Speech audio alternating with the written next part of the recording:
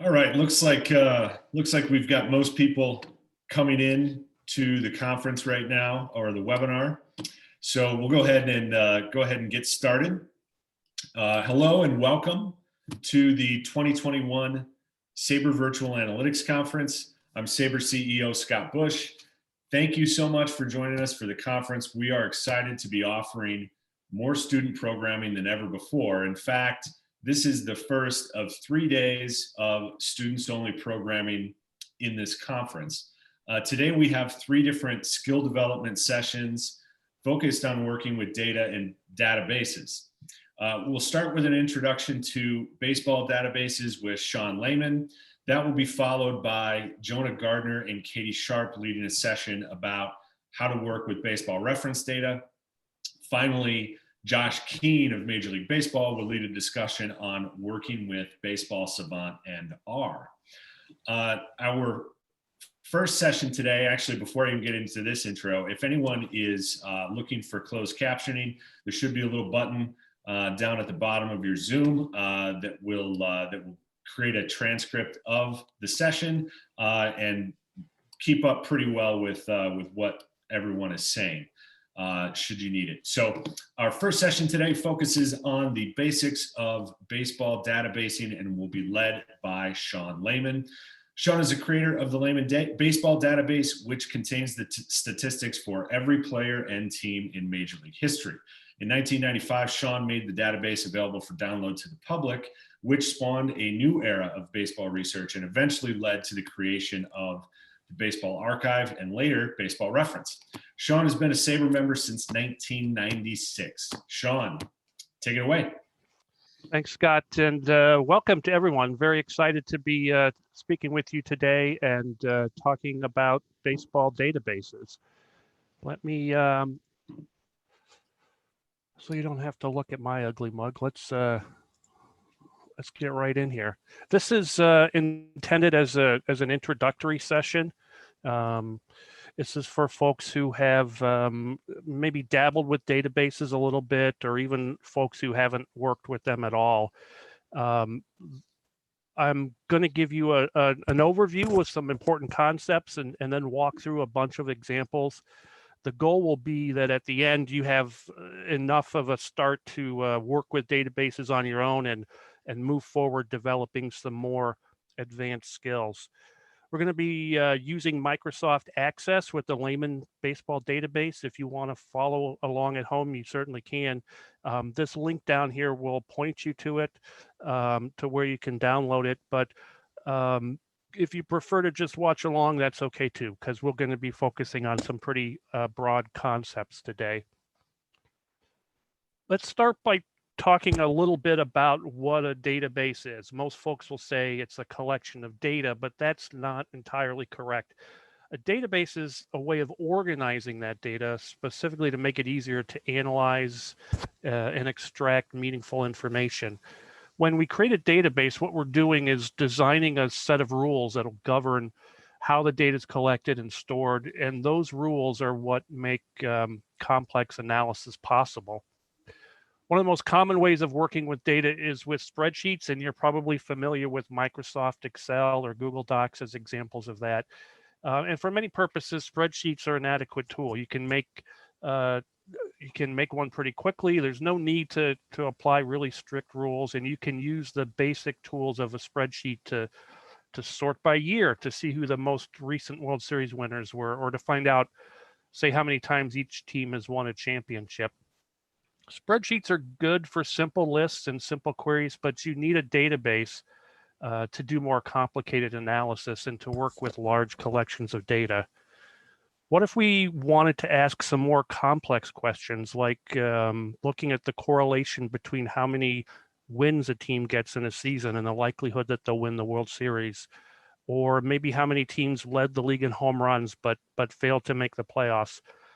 Those sorts of questions require a more complex set of data, and they require tools that don't really exist in spreadsheets.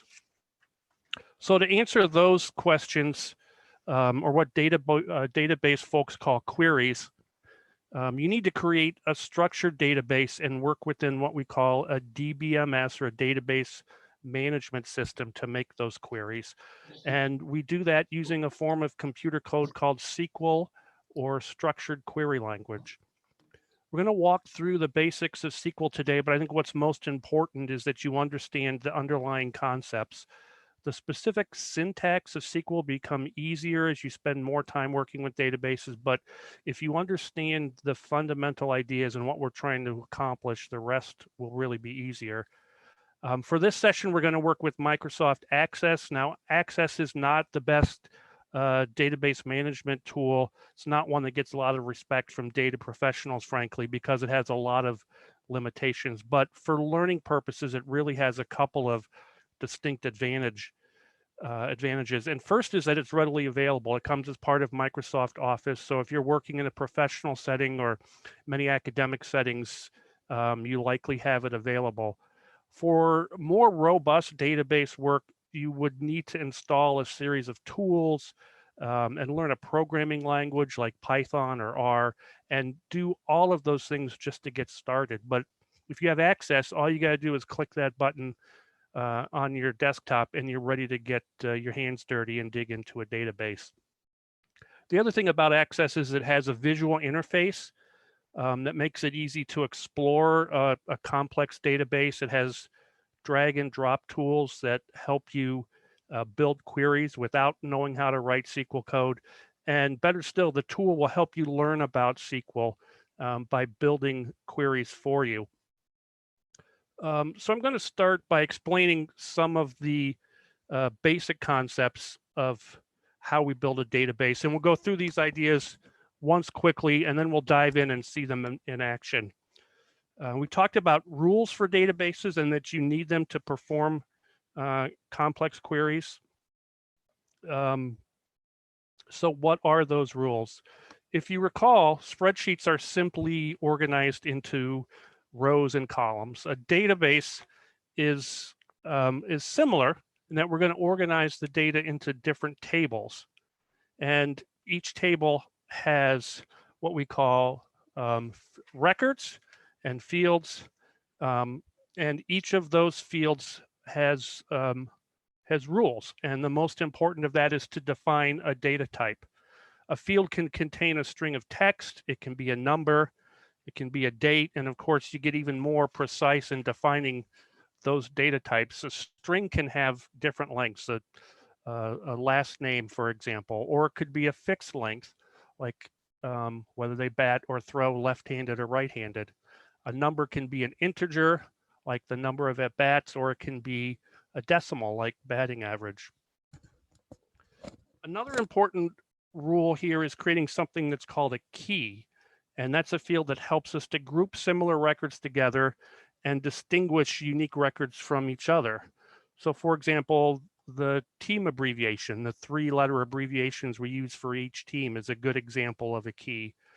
Keys also help us distinguish players or teams who have the same name but are in fact different. The Frank Thomas who played in the 1990s for the White Sox, for example, has a different unique key than the Frank Thomas who played for the Mets in 1960s, I guess it was.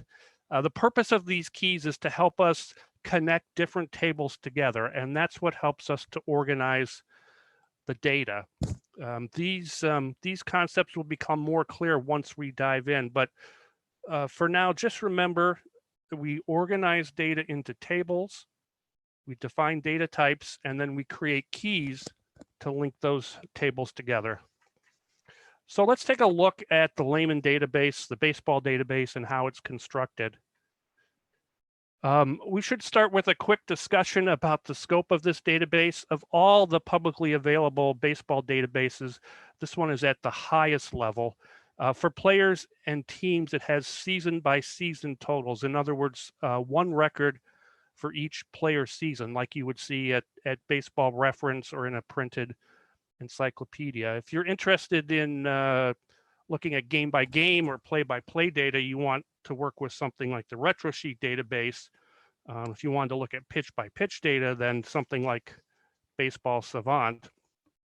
Scope is an important concept If you want to know how many times Joey Votto has drawn a walk on 4 pitches, or how many times Aroldis Chapman has plunked somebody with a 100-mile-per-hour fastball, you're not going to find it here.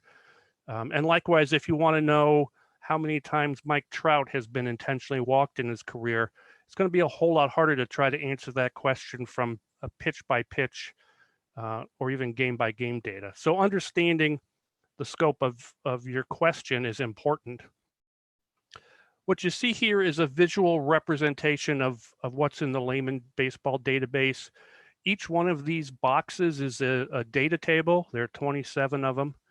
And the lines between them show how each of them is linked to others through the use of keys. We'll look at some of these in more depth in a little bit. For now, we're just going to talk about them very broadly. We're not going to get too deep into the principles of database design, but generally what we try to do is organize data into tables in a way that eliminates the need for it to appear in multiple places. So, for example, we know that Joey Votto is a left-handed batter. We're only going to store that information one time in one place. We don't need to make a record of his left-handedness on every single record that pertains to him. All of the information that is unique to Votto and to other baseball personnel is stored in this table called people. The date and place of birth, height, weight, full name, etc. And this people table is one of the most important ones in this database. You can see that the unique key that we call player ID, there's one for each player, and it links up to all of the other tables. And we'll take a quick run through what these other tables are. Over here, you see the main statistical tables. Sorry, we keep getting off there. Batting, pitching, and fielding statistics. You'll notice there's also separate tables for postseason data, batting, pitching, and fielding, so you can find out who hit the most home runs in the World Series, things like that. We have a couple of extra tables for fielding statistics.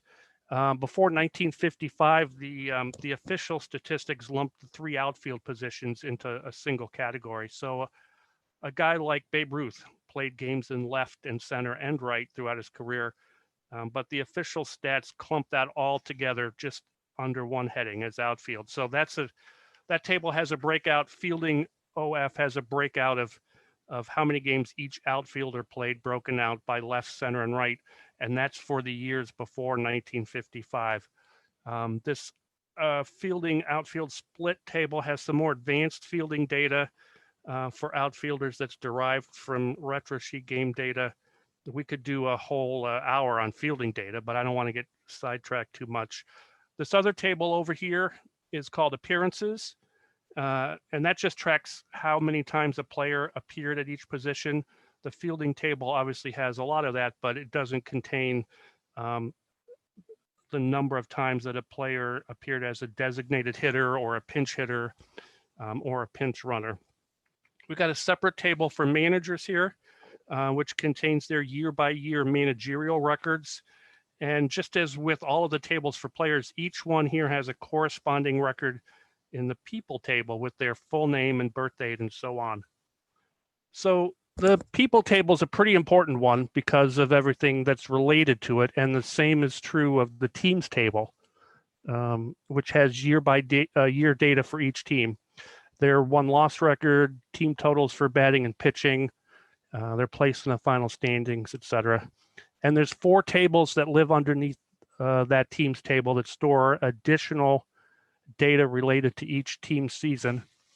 Team franchises is how we keep track of teams as they move or change names. It's how you can tell that the California Angels and the Los Angeles Angels are part of the same franchise. The home games table tracks where and how many games each team played in any given season. We have more and more games that are played at neutral sites now, and this is how we keep track of that. The parks table has a little more detail on each stadium, and one of the things it does is help us keep track of all the corporate name changes. And last but not least, the series post table has details on each playoff series, which team won, which team lost, how many games each team won in each round. It's pretty straightforward. those are the 16 tables that are the core of the database. There are a bunch of supplemental tables, and I'll just mention those real quick. Hall of Fame up here in the upper right has vote totals for each year's Hall of Fame ballot, and it's a quick way to look up whether somebody's a Hall of Famer or not.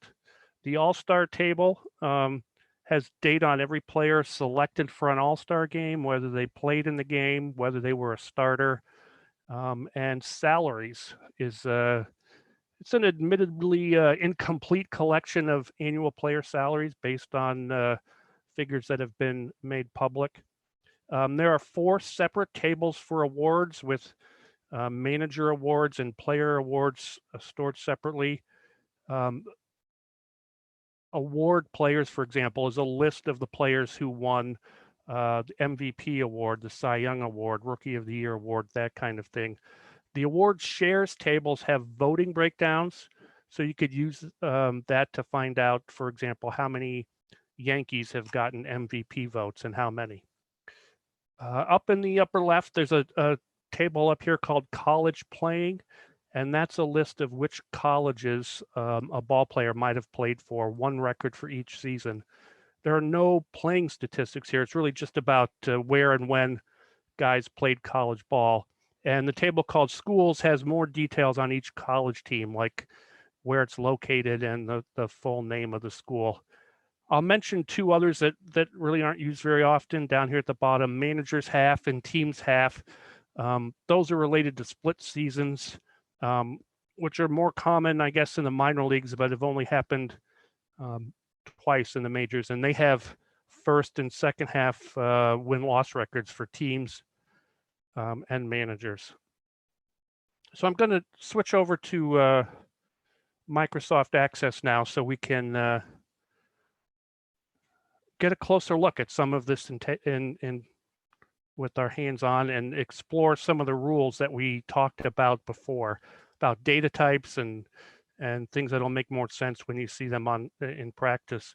Over here at the left is a list of all of those tables that we just talked about. And you can click on each one of them to see what's inside. Let's take a quick look at this people's table. We talked a little bit about the data types and how you can define a field as a date. But you'll notice here that we've stored birth date as 3 separate fields. That may seem strange, but the fact of the matter is there are players, particularly from the 19th century, for whom we don't know their birth date, like this guy, Jimmy Adams. There's about 100 of those guys from the 19th century. So we know the year they were born, but not the month of the day. You can't store a date field that way. So we split it out separately like this. Most of the players who don't have a death date here, it's because they're still alive. Let's see, we also have, in addition to the things that you would probably expect to see, we have these 2 fields which explain the players' first game they played and their final game. Since our scope is year by year, this gets updated every year.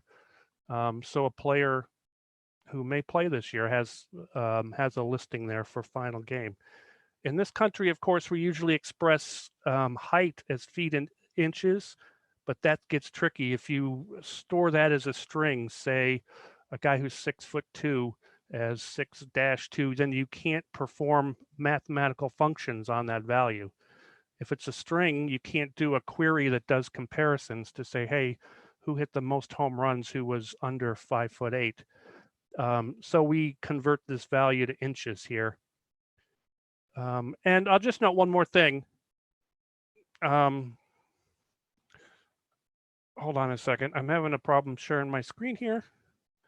Let's do that again. There we go. Here's the height and weight expressed as inches. And the other thing I'll just note here is when we talk about keys and how they help us to connect different tables together, you'll also find that we have matching player keys for RetroSheet and Baseball Reference, and that'll really help you do some more complex analysis if you want to. Let me open the batting table right now. We can talk about a couple of things. Most of these categories are self-explanatory, but let me point out a couple of things. This stint field right here is an important one. That tells you when a player plays for multiple teams in a season, that tells you what order that those appearances happened in. When you look at some of these records for 19th century players here, you'll see that some of these fields are blank, and that's because they didn't track those things in that period. We don't have totals for hit by pitch or intentional walk, those kinds of things. Caught stealing is another good example of that. We don't have complete data on that until about 1920. So if you're trying to find out who had the best stolen base percentage, you have to understand that limitation. Otherwise, you're going to come up with a lot of dead ball era players who had a 100% stolen base percentage. Let's look at the pitching table real quick. And again, these fields are mostly self-explanatory. And you'll find, again, some statistical categories that are missing for the 19th century. We talked a little bit about how in the people table, we converted the height field to inches, so we could do math on that if we needed to. The same issue comes up with innings pitched. Baseball has been, I think, wildly inconsistent in how it expresses fractions of an inning. If you look in the box score and a guy has pitched 8 1/3 innings, sometimes it'll say 8.1 or sometimes 8.3. But that gets to be problematic when you try to add those together, do math on them, calculate earned run average. So what we do is to store innings pitched here as outs. So 1 inning is 3 IP outs. That'll help you avoid rounding errors. And since you can do mathematical operations, it's easy to convert that back to innings when you display your results, or if you want to calculate ERA. So those are just a few examples of the kinds of rules that make a database like this function. I'm not going to go through all 27 of the tables, but as you explore it on your own, you'll come across more examples. When you download this database, there's a README file with it that explains what each table is and explains what each of the fields are in case the abbreviations aren't always clear. This is what we call a data dictionary. And it's a great place to start when you're working with this database or any other. So what we're going to do is start by looking at one of these tables and building some sample queries. I started off with that spreadsheet which had the example of World Series winners, so we could do that as well. I'll bring up the teams table, which is where we would find that. This, as I mentioned, it has information on every single team season, and there's about 50 fields. Access calls this a data sheet view. We're just peeking at the raw data. If we go up here to our menu and toggle that from data sheet view to design view, it'll let us see what the underlying structure looks like. The field names are usually self-explanatory, and you can see that each one has a data type defined. Year is a number, the league ID is text, and team ID. If you click on each one, you can see down below here a little more detail. The league ID is defined as text. It's only 2 characters because that's all we need for that. The team ID is 3 characters, and so on. Understanding the rules helps you to understand how to build queries. And we'll start with that simple query to get a list of World Series winners. But let's start by talking a little bit about how we build a query. And a query typically comes in with 4 parts. The first thing that we need to do is to understand which fields we want to see in our results. And that comes from understanding what the underlying structure of the database looks like. And so we start by asking a series of questions, which in SQL look like this. We're going to start by selecting the fields that we want to see. So in a list of World Series winners, all we really need is a list of teams that won and which year they won. Then we need to specify, of course, which data table we need to answer our question. We're not going to get a list of World Series winning teams from the batting stats. It's going to come from the teams table. So that's what in SQL we call from.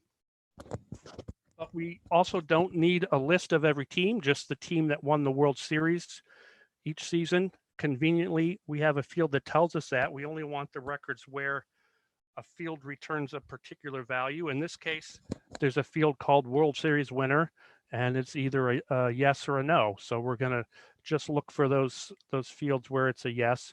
And then for ease of reading, you can decide to sort your results in a certain order. In this case, you know, maybe sort them in descending order by year. So the most recent ones are at the top of our list. So let's walk through now how we would do that. So to create a query, we start by going up to the main menu. We click on Create and Query Design, and that brings up this little workspace. We're going to choose the from, which is just this teams table. We'll drag and drop that over there.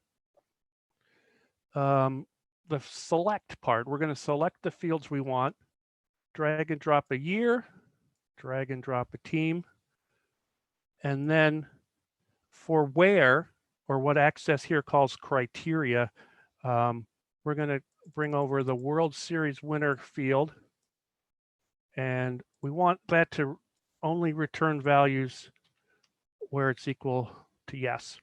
And then, of course, to sort them, we want to sort them in order by year. So we're going to do that here and click on descending. Now, before we look at the results of this, we'll have Access show us how we would build this query in SQL. We go up to the home menu and toggle to the SQL view. And then you see something that looks kind of like our slide from before. Select specifies the 3 fields we want to show in our results. The from specifies the table we want to query. Where tells us that we only want records that match that criteria, and order by sorts it for us. So let's go now and look at the list of results by toggling to the datasheet view and oops, made a mistake. So let's try let's try that again. Okay, I've got the table open. Just bear with me a second here. It's not letting me do that because we are in the guts of that. But there we go, and you see something that looks exactly like what was in our spreadsheet. But let's go back to our query now and try to do something that's a little bit more complex. Let's make a query to find out which teams have won the World Series with the fewest wins in the regular season. So we'll add another field here from our team table, which is wins. And let's also add games just to give it some context, because spoiler alert, there's some oddities here when you look at this list. We'll get rid of the sort by year, and instead we're going to sort it by wins, because we want to see which team has won with the fewest regular season wins. Ascending gives us the lowest value first, and we'll toggle back over to the datasheet view. And there you have it. The Dodgers won last year, obviously in a shortened season. They also won in 81 in the strike shortened season. We'll go back to the SQL code now, and you can see what this looks like. We just added a couple of fields here to our team statement. We've changed the sort order. Otherwise, it's the same as before. Let's go back and do one more by changing a few things. Let's query for teams that did not win a World Series and see which among them had the most wins. All we're going to do is change this criteria here to an N, and we'll change the sort order on wins to descending. And there you have it. The 1906 Cubs, who lost to the White Sox, if I'm recalling correctly, and the 2001 Mariners, who lost in the ALCS to the Yankees. A couple of things I should mention here about working in Access before we move ahead. When we're running queries in Access, we are almost always in a read-only mode. You can't accidentally overwrite the underlying data. So feel free to tinker around and create queries like this and look at the SQL view. It's a great way to learn, and you're not going to break anything. Let's get into something a little more complex now. And as a baseline, let's start with a simple query to give us a list of, I'll get rid of that query. Let's make one that shows us the most home runs for a player in a single season. The approach is generally the same as what we did for the list of World Series champions. We'll start a new query like so. We're going to use the batting table for this one, obviously. So we'll drag that over. We'll need to select a few fields. Let's do our year, our player ID, and home runs, which is down here. And we're going to sort in descending order. We want to see the highest totals first. And as you see, we get a list pretty quickly, the names that you would expect to be at the top. Two quick notes. First of all, we're displaying the player ID here, which is a key and not their actual name. We'll talk more about that in a few minutes. Second, we didn't select any criteria for our where. So as a result, this isn't just a leaders list. It's literally the home run total for every player every season in league history. Down here at the bottom of your screen, it shows you how many records are returned in your results. So 108,000, all the way down to players who didn't even hit a home run at all. So we can change that pretty easily just by setting a criteria, as you know, and we can say, just show me the records where a player had 50 or more home runs, greater than or equal. And so now you see that list is just 45. It's a lot more manageable. Let me mention one thing here about the visual editor. You can change things like the sort order just by clicking on this view here, rather than having to go back and rewrite your code. So if we click on the column heading here, say to sort by year, what you'll get is a list of the order in which these guys joined the 50 home run club. You can also change the way it looks. You can drag and drop the columns, whatever makes it most readable for you.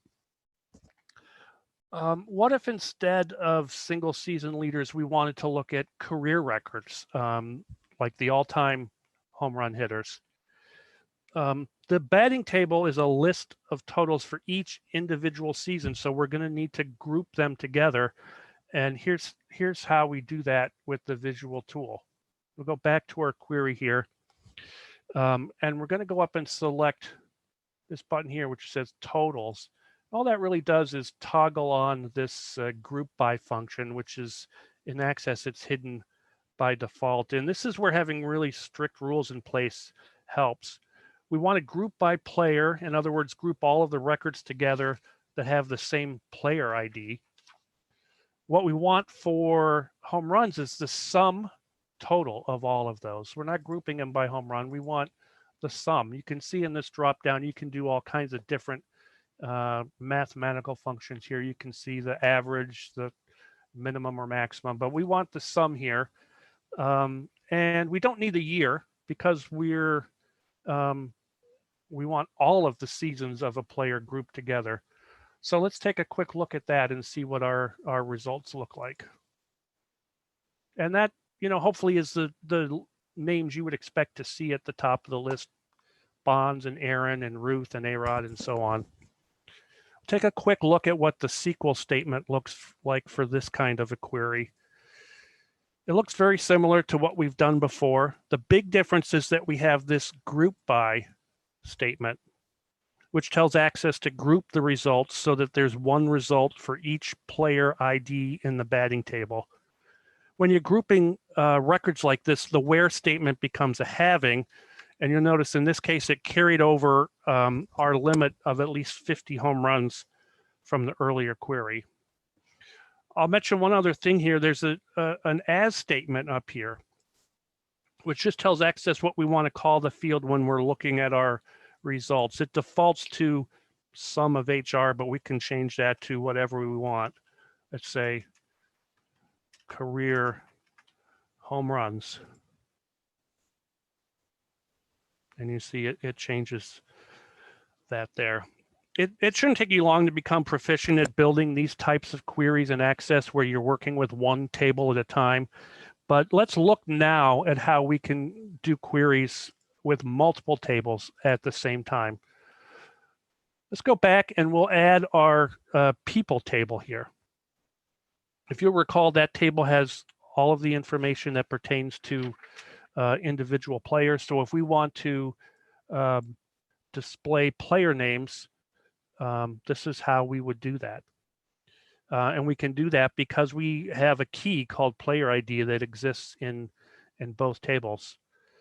Access knows how these tables are linked, how they're related to each other, because that's one of the rules that we've already defined. And this little line here shows you the link from player ID in the batting table to player ID in the people table.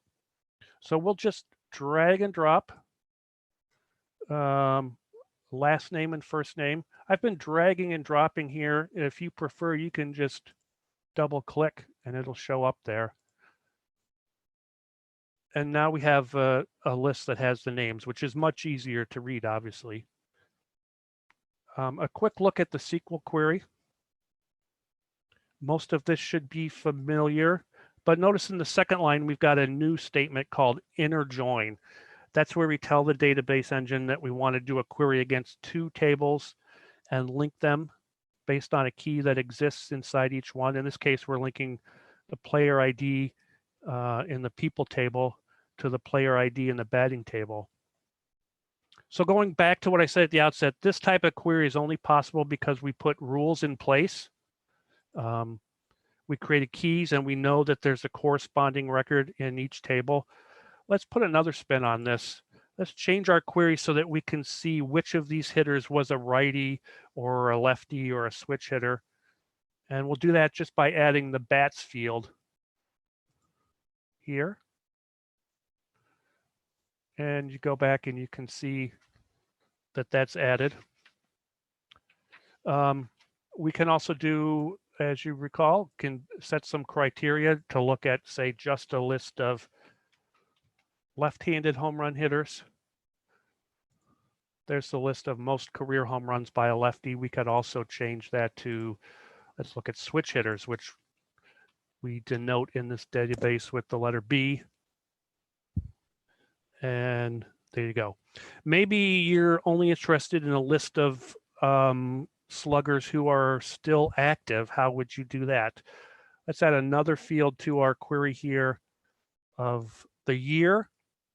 And we'll put a filter on here so we only get players who played in 2020. And we'll do that by, as we talked about here, maximum year of 2020. And oops, I'm still only looking at switch hitters. Carlos Santana is the active leader for home runs among switch hitters, but we want to see who all the active leaders are. And there we go. What we're demonstrating here is the power of what we call a relational database. The power of this kind of database comes from the fact that the data is well organized, in this case, 27 different tables.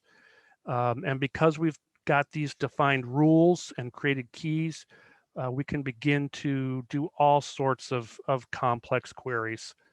I could spend all day going through examples. I'm going to show you maybe just a couple more, and then we'll open it up for questions. One of the things we haven't talked about is how to do your own calculations or implement formulas on the fly. I'm going to bring up a query that I created ahead of time to show you how we do that. This is a query that looks at which players had the fewest at-bats per home run. In this case, we're looking at the 2019 season in particular. You can see we've defined that under a year. We only want players with 200 at-bats because otherwise, when you're calculating a rate statistic like this, you're going to get some outliers with a handful of at-bats. And we only want to see players who hit at least one home run. I'll show you what the table looks like, and then I can show you how we do these kinds of calculations. Some of this may look familiar to you. What we've done here in our query, just to go back,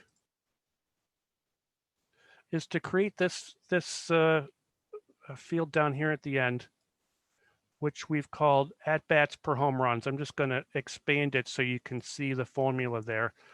At-bats per home runs, the formula pretty easily is just at-bats divided by home runs, and I've added a rounding there, a rounding function, so it will appear just as a two-digit number. Otherwise, you'll get all kinds of strange-looking 96 decimal points after that, which is not helpful.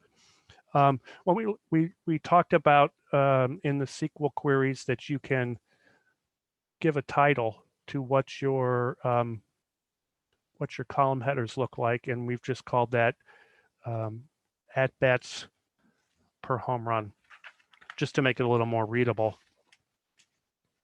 We also talked about in SQL how we can use the order by to determine how our results are sorted. But one thing we haven't talked about is the idea of nested sorts, which is where you're sorting on multiple columns. Let's take a look at this query, which is just a list of every pitcher who's won 20 games since 2000. You'll note that it's sorting here by team. So we have all of the Arizona pitchers, Atlanta, Boston, etc. The teams are in alphabetical order. Arizona has had 6 20-game winners. And so within that sort by team, it's also sorted by year. You'll notice that Ian Kennedy's at the top from 2011 and Brandon Webb in 2008 and so on. And if there's more than one pitcher in a season, as the Diamondbacks had in 2001 and 2002, it's sorted by the number of wins, right? So Randy Johnson comes first in 2002. Curt Schilling comes first in 2001 because he had more wins that year. If you go back to the design view, you see all we've done is sort on those in order. It sorts from left to right. First, it sorts by team ID, then by year ID, and then by win. We can get some different results by changing the values here. So what if we sorted by last name first to get a list of all the 20-game winners?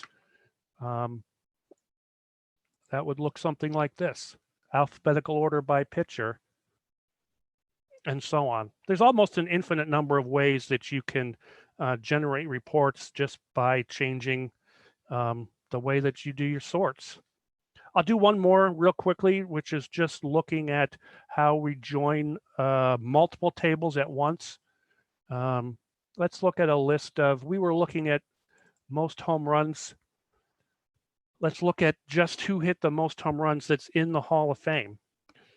What we do there, it's really 3 tables that are joined together here. We need the batting table for home runs. You need people for the players' names, and you need the Hall of Fame table for the folks who've been inducted. Otherwise, it's pretty straightforward. Do one more. Let's do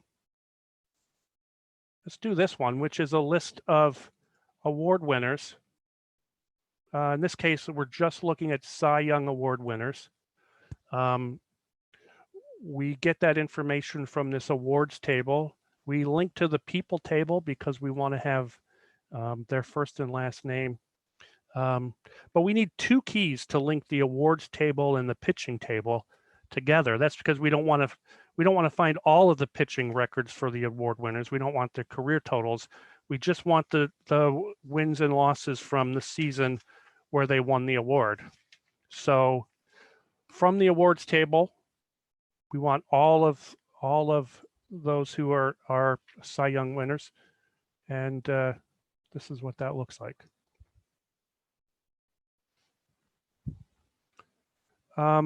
So I think with that, I can certainly show you more, but I'll open up for questions if anybody has any, and I see some are in here. One of the questions here from Alexander: how do you access the group by command? I think we talked about that, but let me, I can walk you through that again. For some reason, which I can't explain to you, but Access has that off by default. So let's go back into the design view, say on this one. If you're in your design menu here, which you can get by clicking on design, it's this tools button right there that just turns that on and off as you click on it. It's important in Access because if you don't have that, it doesn't let you create those groupings. You can always do that in SQL, obviously, but in the design view, that's the only way to do that. Let me see, we've got some other questions here. Let's see.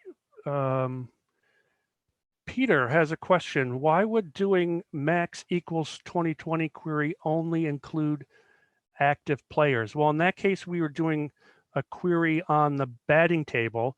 And so we only wanted players who had records from 2020. That may not be the best way to do that question query, but it was the one that popped into my mind. You could do that in a number of ways, but if you say, for example, wanted to see how many home runs were hit by players during the 1990s, you could use that max and min in the same way. I got a question here from Andrew who says, can we download query data as a CVS to do our own regression analysis? Yes, of course. In Access, you can export the results of any query. Let me see if I can show you how to do that real quick. So let's go to one of the queries that we did. Like this one. Just click here on File. Well, actually, let me tell, there's a couple of ways you can do this. One of the ways, this particular query is not that long. And so if you're so inclined, you can just do a cut and paste and do it that way, paste it into your spreadsheet or into a text editor or whatever. The other thing you could do is when you saved your query, just go right over here and click export, and it gives you a variety of options. A text file would be a CSV file. I'm not going to walk you through this whole process, but it should be pretty self-explanatory.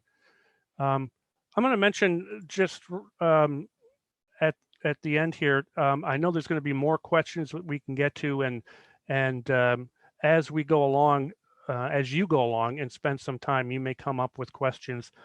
Feel free to send me an email, or I'll put my my contact information up here.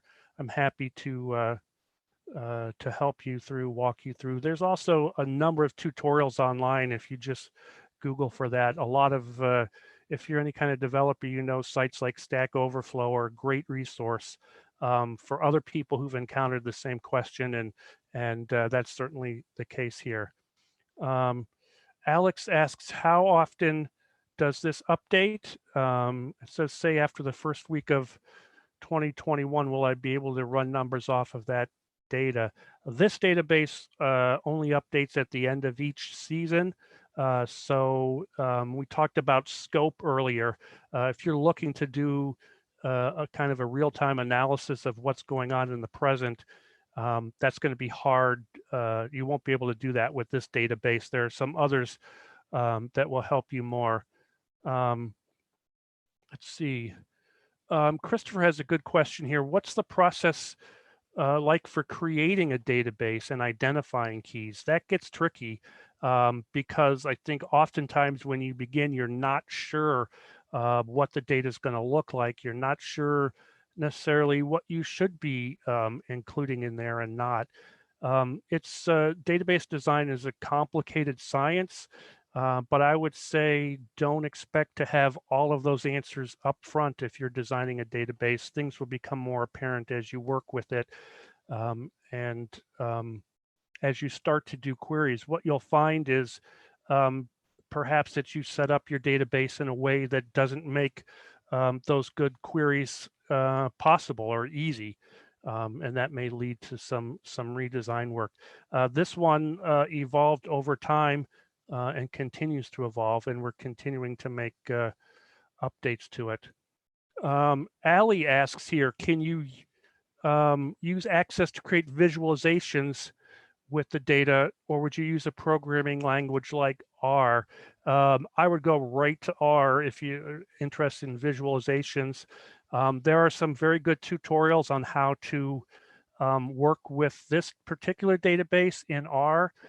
If you go to my webpage, which is just seanlehman.com, in addition to downloading this database in a variety of formats, there's links there to tutorials and communities. There's a pretty large group of people who work with R and this database, and that would be a good place to get started. Eric asks, do you prefer SQL to Python or R, or does it depend on the data in which you're interested? It really depends on what you're doing with this. I came up writing Python code with SQL. You could also work with flat files, I guess, to some extent, but I get asked that question a lot about Python and R. It's hard to answer. I guess it's kind of like asking if spaghetti's better than pizza. It's a personal preference. Each of them have their strengths and weaknesses, but I think it's really more about how comfortable you are with each one's. Let's see. Will Duke asks, how do you deal with players who change their names like Giancarlo Stanton? That gets tricky. We have had instances of that, particularly recently with players from Latin American countries who have changed the way they want to be known. Or we've also seen some people coming clean on what their real birthdays was, which is why, this is a living document. We make updates to this. The biographical data all comes through SABR's biographical committee, which works very hard to track down those kinds of things as they happen, and we make those updates every year. I'll just do one or two more questions. We're going to run out of time here. Chris asks, is it possible to write out the SQL queries manually in Access? Yes, of course. You can just go into that SQL view and write them that way. You don't need to use that visual tool at all. And in fact, I think really as you start to get more proficient with this, you'll find it's easier to do that than to try to navigate the visual tool at times. Let's see. Let's leave it at that. There's a lot of good questions here, but as I said, we're running out of time. Please feel free, as I said, to email me, seanlehman.com, Sean Lehman on Twitter, or seanlehman@gmail.com, and I'm happy to help any of you. I hope this helps you get started into the wonderful world of baseball databases. So thanks very much. Sean, thank you. Thank you so much for joining us. And there were a few questions here as we were getting going about access to this presentation in the future. Everyone who's registered for the conference will receive copies of each session via email within 2 weeks after the conference. So be on the lookout for that, and you'll be able to rewatch some of this later on. And we will take a break here now until 2:15 Eastern, when we are joined by Jonah Gardner and Katie Sharp with Baseball Reference. So stay tuned, and thanks again, Sean. Thanks very much.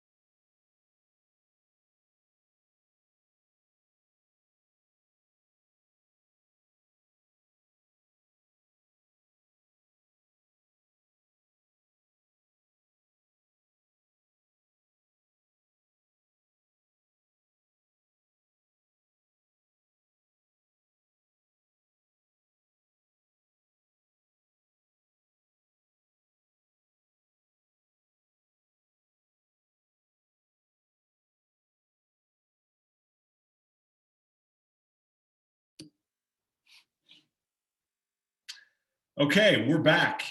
And our second student session today focuses on using data from Baseball Reference and making use of StatHead. Joining us for this session are Jonah Gardner and Katie Sharp from Baseball Reference. Jonah will lead off, and he is here to focus on the functionality of Baseball Reference that you may not have been aware of. While Katie will take us on a tour of StatHead and all that it has to offer. Jonah and Katie, the floor is yours.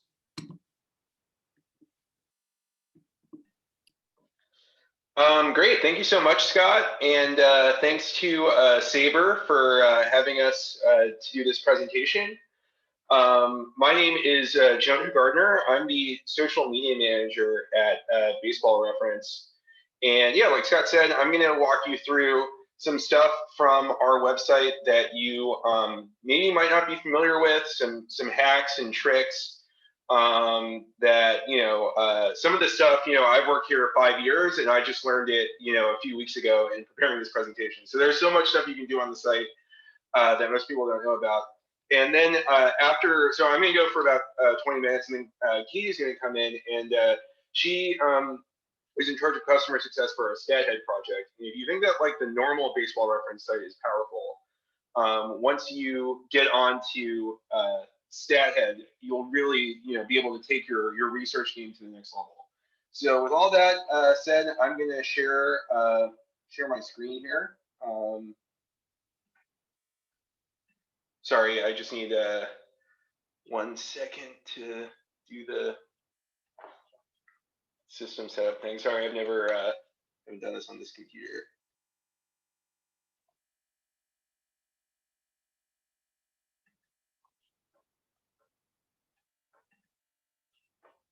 Okay, let's see if that works.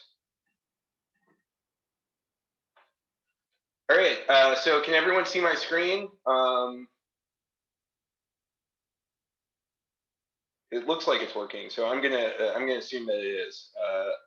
Yeah. Okay. All right. Great. All right. So this is the Baseball Reference homepage. I'm sure many of you are familiar with it. So the first thing I'm going to show you, just a real quick warm-up exercise, is how to find a list of every single player who was born on your birthday. So if you're viewing the panel, there should be like a little Q&A box. So if someone just wants to go in there and type their birthday, just go ahead, just the first person, January 15th. All right. So I see January 15th in there. So that's what I'm going to do. But if you want to follow along, you can take out your phone or your computer and go on to Baseball Reference and follow me and look up for your birthday. So what you want to do is scroll down past kind of all of this main front page stuff that I'm sure you've seen. And you go down to this area in the footer, and these have a bunch of links off to different sections of our website. There's the seasons, the players, the teams. But I'm going to go to this one called frivolities. This frivolities section is really cool and has a lot of stuff that I don't think people are aware of that lets you do a lot of really fun, quirky research. So hopefully if I have enough time, I'll circle back to this. But for now, I'm going to go to this players born on this day.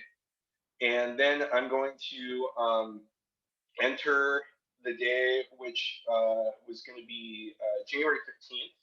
So up here you go, month and day, pretty self-explanatory. And you click find birthdays, and there you go. Full list of every player born on January 15th. And you can do this for any day, obviously. So this is kind of a good starting point to go over some of the main functionality of the site. So what you see here is kind of a table. You'll see these all over the website. I'm sure you're very familiar with them. You'll see them on StatHead too. But there's a lot of stuff on here that really helps you kind of get a little extra out of the site. So you can sort by any column header instead of just going with the default by just clicking on it. Also, if you notice as I'm hovering my mouse over, it'll show what the stat is. So it'll give you a definition, or if it's calculated in some way, or it'll just kind of explain, like you see, there's a little war explainer there. with WAR.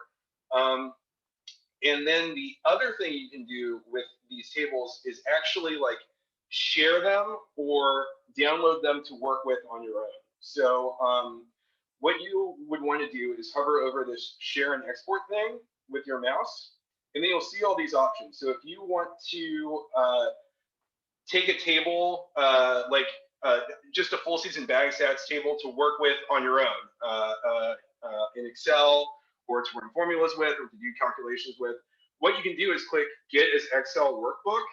And I'm not sure if you saw down there, it just downloaded a little Excel spreadsheet that has this table in it. So now I have the spreadsheet, and I can do any kind of formula or calculation I want with it. You could also click this Modify, Export, and Share Table button, and you'll get all of these different options. So you can share it as an HTML if you want to embed it on a website. You can get a URL.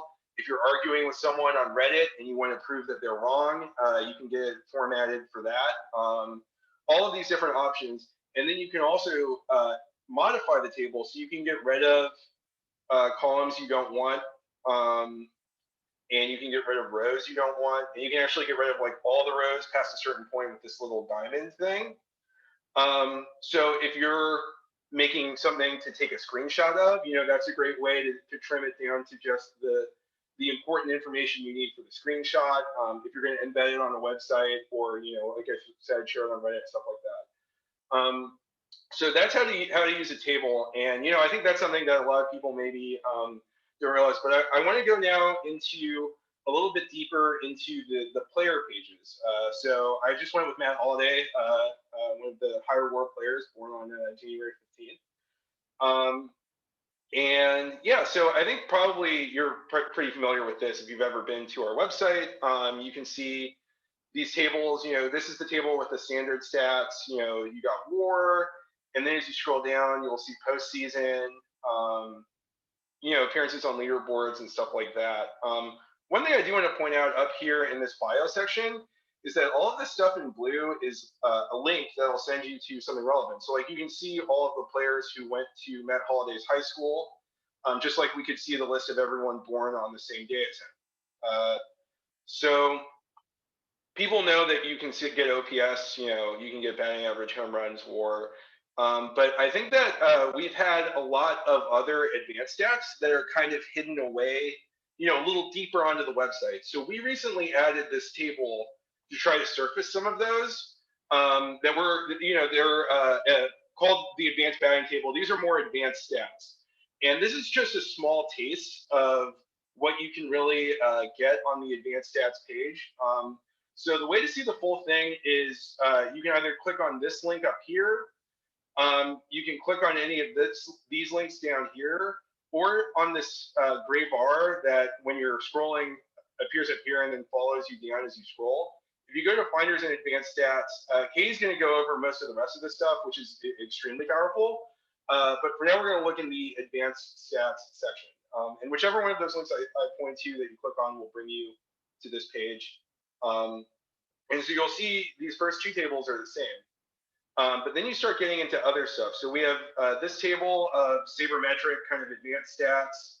The postseason stats are on the main page.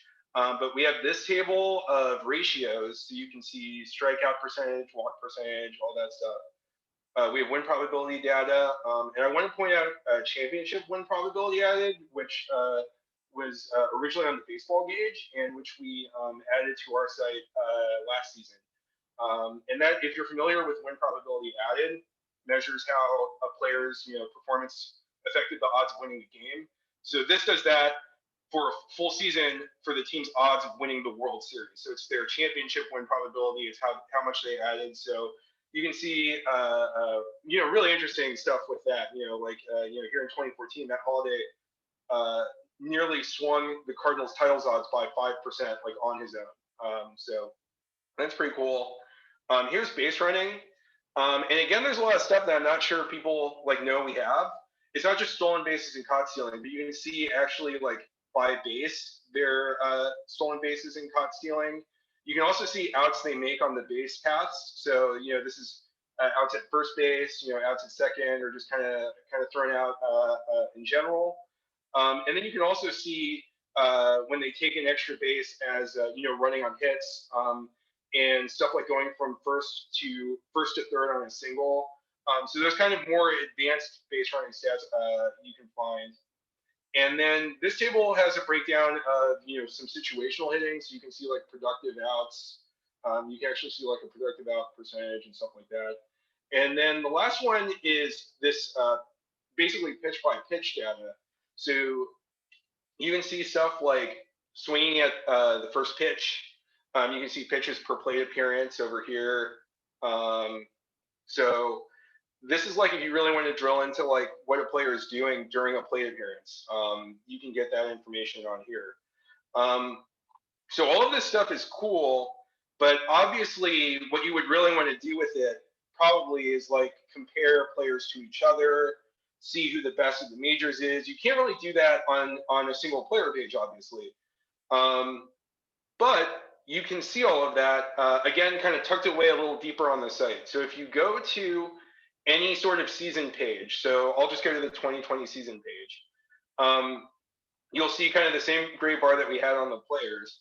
And if you hover over batting or pitching, you'll see a drop down with all of these same titles from these tables that we were just looking at.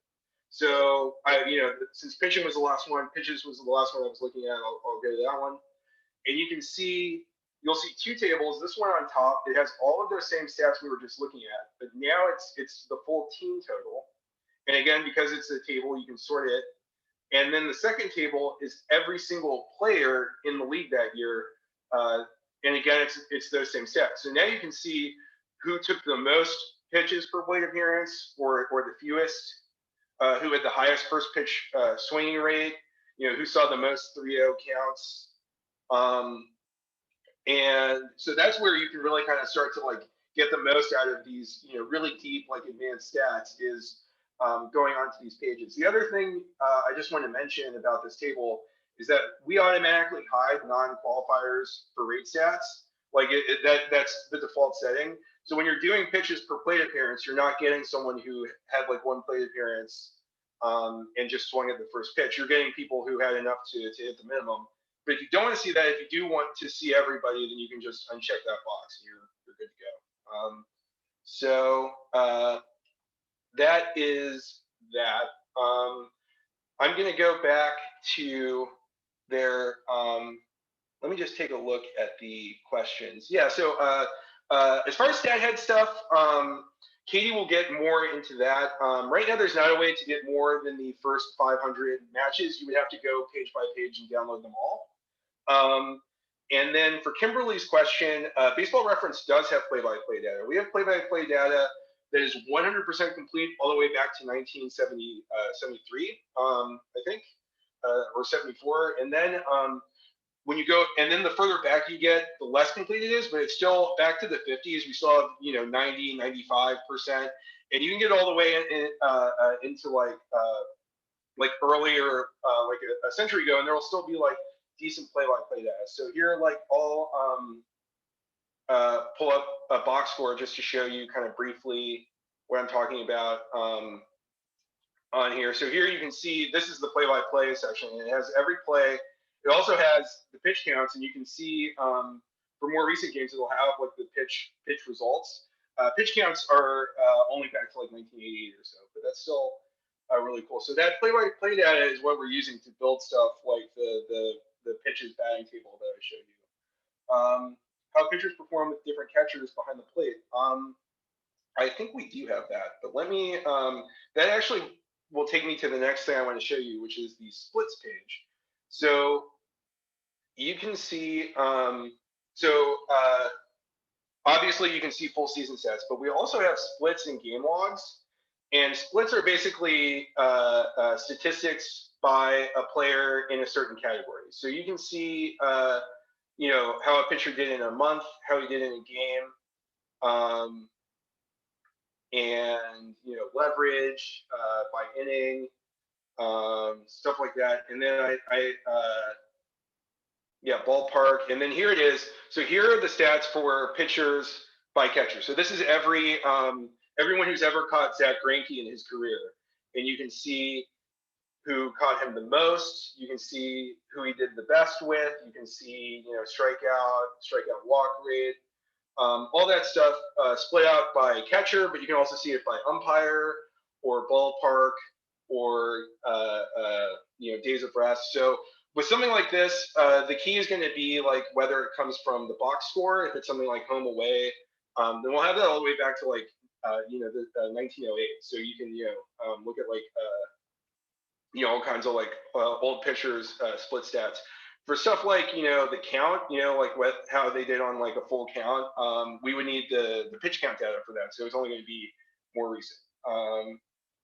You download, so the Excel table will not update if you download it as Excel. So you'll have to download a new one. This is Jackson's question was, if I download a table onto Excel in the middle of the season, would the Excel table update? If you do the modify, export, and share where you embed the table, it as like an HTML, it will update. But if you download it as a CSV, you're just downloading that file one time. So you're just downloading today's table, and then it won't update again. So I hope that answers your question. So let's see, I've got about 5 minutes left. So I wanted to go over how to use the game logs, because I think that's really cool too. So we've been talking about kind of season level stuff, but you can also go into game level data in a player's game logs. So this is every start Zach Greinke made in 2011. And you can see, the same ideas before. You can sort them to see when he had the most strikeouts or the most earned runs, stuff like that. But that's pretty basic. The really exciting stuff that you can do on here is using a feature called row summing that most of our tables have. So you could do this on the season too, but it's a lot more interesting to show here. If you want to see how he did in a range of games, if you want to see how he did in June, you could look that up on the splits page easily. If you were like, I want to see starts 6 through 14, what you would do is just click on the first one that you want, click on the last one that you want, and then the website will add it all up for you and display his total stat line for that range of games. So they'll do this for pitchers or hitters, and you can see they'll calculate rate stats just as easily as they'll count up the counting stats, and you can get this full stat line. You can also see like the player's record. So this is like, but this is the team's record, and then you can see for pitchers, their record in decisions. If you want a range of games that goes between multiple seasons, it would seem like you can't do that because this only displays 2011, but you actually can. The way to get around this is if you click this button that says permanent link, that will allow you to share like a link directly to this calculation. But B, if you notice down here, it'll say the number of the games that it's counting. So you can see up here 216 to 224, and then over here it's 216 to 224. So if I wanted to see how he did, from some point in the previous season right up to this 224 game, I would just go into the URL and change that number from 216 to 200, and then you click enter and refresh. And then if you give it a second, it'll load up. So now you can see this is from August 2010 to July 2011, 25 game range, and it's his total stat line over that period of time. The last thing I wanted to show is just we have these columns that say career game number and team number. So this is the team's number in the season. So this was the Brewers' 50th game of the season, and this was Zach Greinke's 215th game. And if you click on either of these, it'll give you the cumulative stat line for that player through that period of time. So in this case, this is Zach Greinke's 215th game. And you can use this to like easily find milestones. Like, see, he's at 970 strikeouts in this game. So you can kind of just look on here and count up, 30 more and get him to his 1,000 strikeout. Figure out what game that was. It was this one. And then just go to the box score. So if you want to find interesting trivia or stuff like that, that's a good thing to do. So I'm kind of up against the end of my time. I could honestly do this for 4 hours. There's so much stuff on the site that we're barely scratching the surface of. So the last thing I'm going to do is just show you back on the frivolities page Again, there's all kinds of stuff on here. There's the English to Spanish, Spanish to English baseball dictionary. That's really cool. We've got the biggest comebacks in MLB history. But I'm going to show you this really fun thing called the Oracle of Baseball. I don't think I have time to solicit players, so I'll just do Babe Ruth and Barry Bonds. If you type in 2 players into this and click submit, it will connect them like the Degrees of Kevin Bacon game. It'll connect them by teammates. You can get from Babe Ruth to Barry Bonds in just 5 moves here. That's just a really fun thing that we have to for people to kind of like play with, and I hope that gets you started. I'm sure we'll get into more of this in the Q&A at the end. But now I want to turn it over to Katie for the stat head portion of the presentation. And if you think this was cool, I feel like going to the mic track section, that's kind of the beginner level. And then this is like becoming an intermediate user. And Katie's going to show you how to become like an advanced, like a real, SABR nutrition with stat head. All right, thanks, Jonah. And all right, hey guys, how's everybody doing? Thanks, and I just want to introduce myself first. My name is Katie Sharp, and I am the Customer Success and Social Media Associate at Sports Reference. So what all that means is basically I try to help people out, specifically with the StatHead product. I'm there to promote the StatHead product. And that's where kind of a lot of the social media aspect comes in as well. I manage the Twitter feed for StatHead. So that's just a little bit about me. I just started in January, so I'm kind of new to it. I mean, I'm not very new to StatHead, but I'm new to the company. All right, let's get started here. I am gonna share my screen here. I'll get my let's see, share screen. And then here's my presentation. And then, all right, let's get this started here.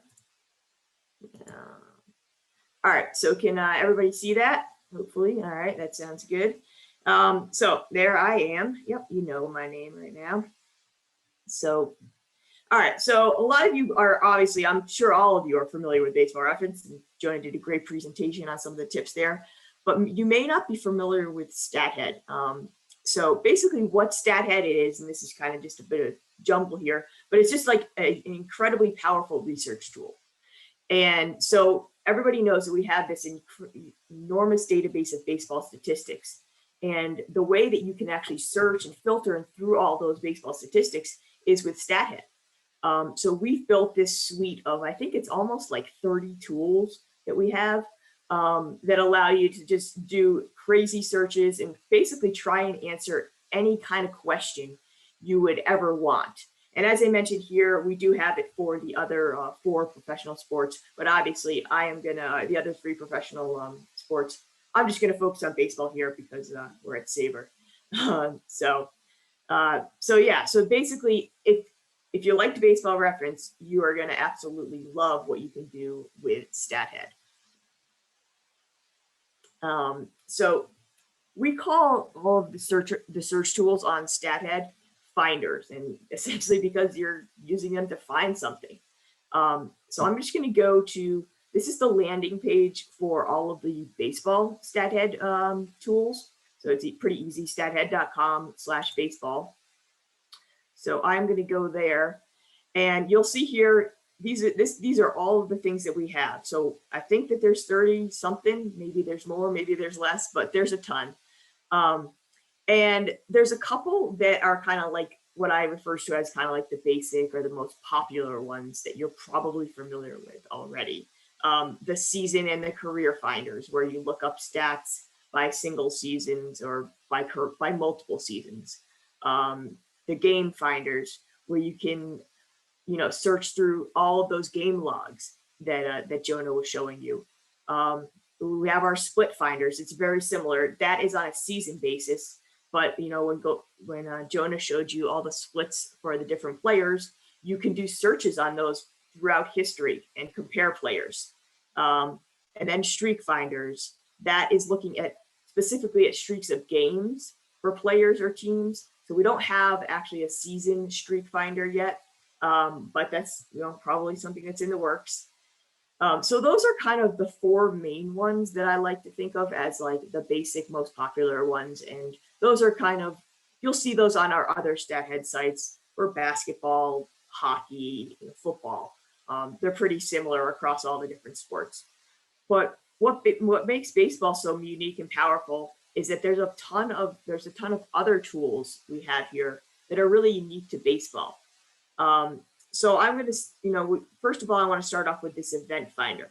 So what this does, and I'm just going to click on this right here, is basically, all that play-by-play data that we have for every single box score that we have, you can basically search through all of that through all of these filters here, a team, a handedness, home or away. For when we have pitches, you can look at the number of pitches in the plate appearance, and you just simply apply all of these filters and then search, hey, do I want a home run? Do I want to look at hits in all of these situations? And this is probably the most powerful tool that we have, just because there are so many different iterations that you can do. So for example, if I wanted to look up last year, we'll go 220. If I wanted to look up all of the home runs hit by right-handed batters on an 0-0 count in the first inning, that's really easy to do. You may think, what are you talking about? So you just go right-handed batters. We wanted 0-0 count.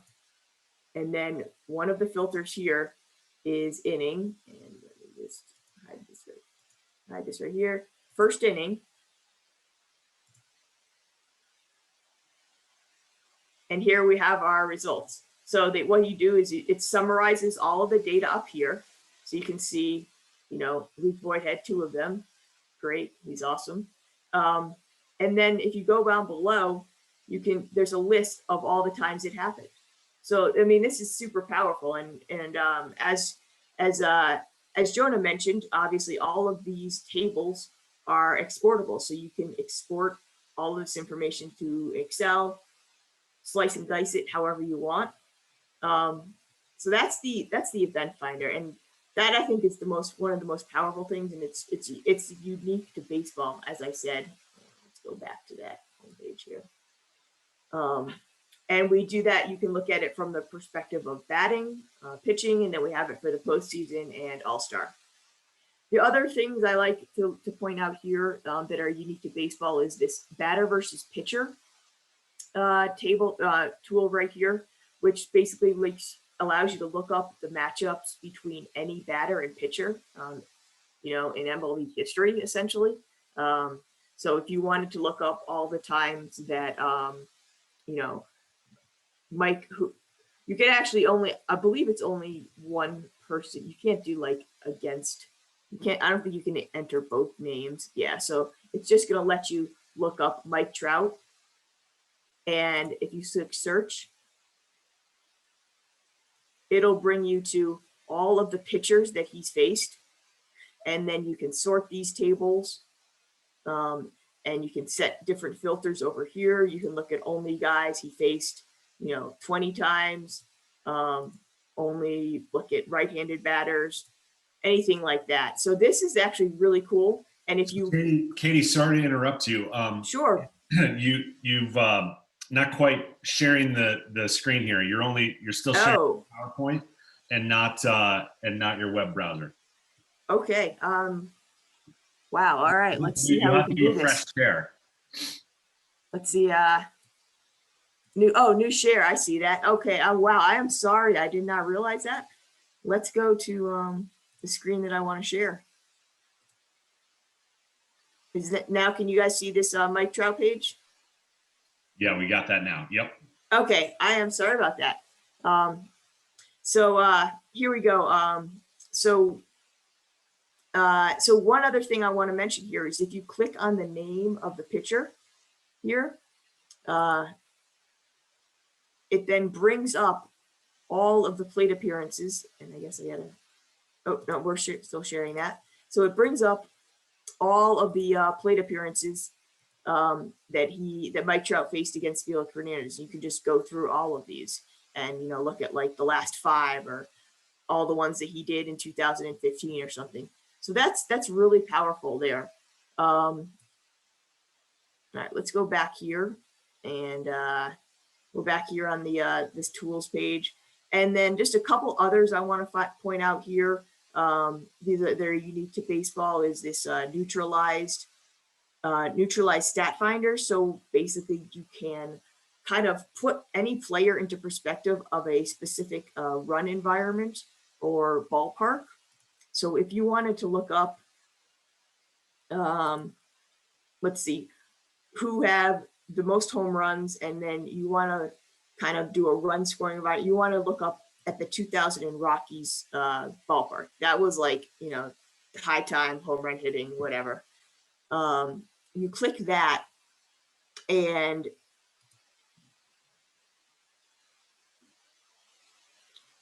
now it'll bring up what those players would have done in their careers if they had played every single game at the Rockies ballpark in the year 2000. So we see that Hank Aaron would have hit 1,003 home runs.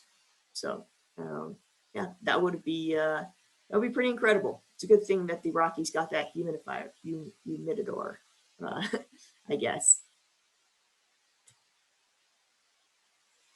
And then another really cool thing, which I don't know a lot of people know about, but we're trying to get more people to know about, is our player comparison tool. And what this does is it basically allows you to like win trivia, like win fights with your friends, you know, like who's the better player, whatever. I think this is really fun. So what you can do is you just type in the name of a person.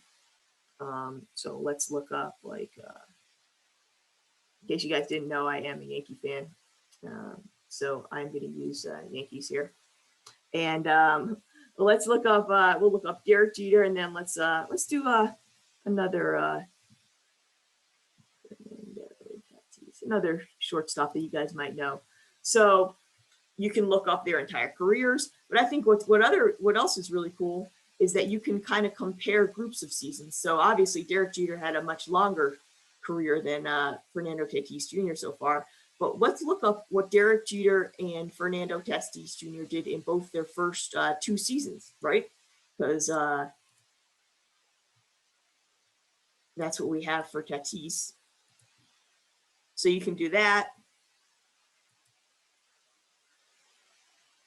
And this gives you just a nice little handy table with all of the stats that you can get on a normal player page. And they were just looking at the first 2 seasons for Derek Jeter compared to the first 2 seasons for Fernando Tatis Jr. So that's a really handy tool. I like that. I don't think it gets used enough by people, but just know that that is something that's available. And then there's a couple other things here that are just really, really specific. Some of these are actually linked to like baseball reference stuff. But one thing I do want to point out is this pivotal play finder, which is brand new. And this builds on the what Jonah was talking about with the championship win probability stuff. So you can basically look up the like most impactful plays or events in baseball history, which is just awesome. That's what championship win probability added refers to. So just to kind of let people know about that. And then there's just some filters here that you can whittle your search down to if you only wanted to look up, you know, game 7s, or you only wanted to look up World Series games or whatnot, or regular season games. Maybe some are in there too as well. And just you can sort by, just mostly sorting by any of these, like, you know, win probability values. All right, so let's, I think that's all I wanted to show you right here on this page.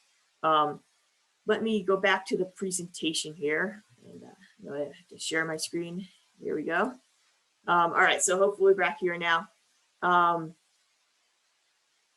And so just kind of, I showed you all those tools, but just, this is like a really like 3-second kind of, you know, idea of how you're going to go about to do a search. So like I said at the top, it always like great research always starts with a great question or a problem. So think of your problem, think of your question, and just like be really creative. And then the key here is trying to find which tool to use, because like I said, there's like 30 of them or something. So, you know, is it the split finder? Is it the event finder? That's probably the most difficult part. And then you just kind of go through the steps like I showed you on these different tools. You determine if you want to look at single seasons or multi-seasons. You set the parameters and the filters that is on the left side of the page, and then you click get your results. So I went through a couple examples before, and we can go through some more in the Q&A, but that's just a really quick and easy way of how to do any sort of search with any of the StatHead tools. So let's see, we got about 5-10 minutes left. Just going through some other features of StatHead. As Jonah mentioned, you can share and export any of this stuff to Excel or CSV. I won't go through this because Jonah did a good job explaining that. And then also, one thing I did want to mention that Jonah didn't is that he mentioned how to share with the, this, and we'll go to, it's actually on the next slide, that modify, export, and share table link to make those customizable tables.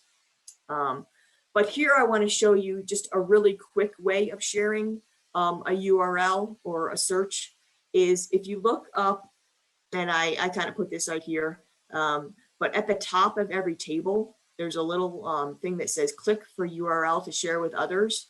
And what that does is it just creates a tiny URL that allows you to share the search using that. And anybody can access it, so you don't have to have a StatHead account. You don't have to be logged in or anything. So any person can click on that tiny URL and they'll be able to view the same results table as you. And let me just give you an example of that. So if we go to here and we'll look up. So right here, we're on this page right here. And this is, oh, let me go back. I gotta share this screen now. All right, here we go. All right, so hopefully you can see this now. So we're on this page. This is just the batting season finder. And you see this up here. We're gonna click that. And you just click copy to clipboard right here. That will copy that URL. And then if you paste that URL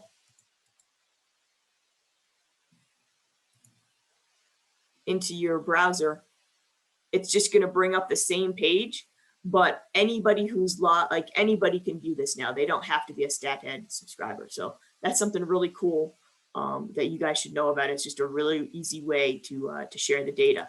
So let's go back to the presentation here.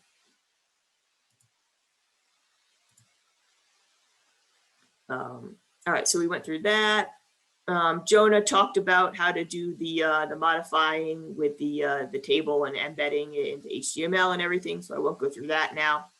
Now, all of you guys are students, and well, some you're probably going to be using this data, maybe to win your fantasy league or to settle some arguments with your friends, but you may also be using it for research purposes, for research papers. So we do ask that if it's some sort of formal research project or a paper, that if you have a bibliography, if you would just, do these citations. So that's just a link, and that if you go follow that link, it'll bring you to a page that has all of this information on it. So I just wanted to make you guys aware that we do have like a formal way of citing us in any sort of research paper.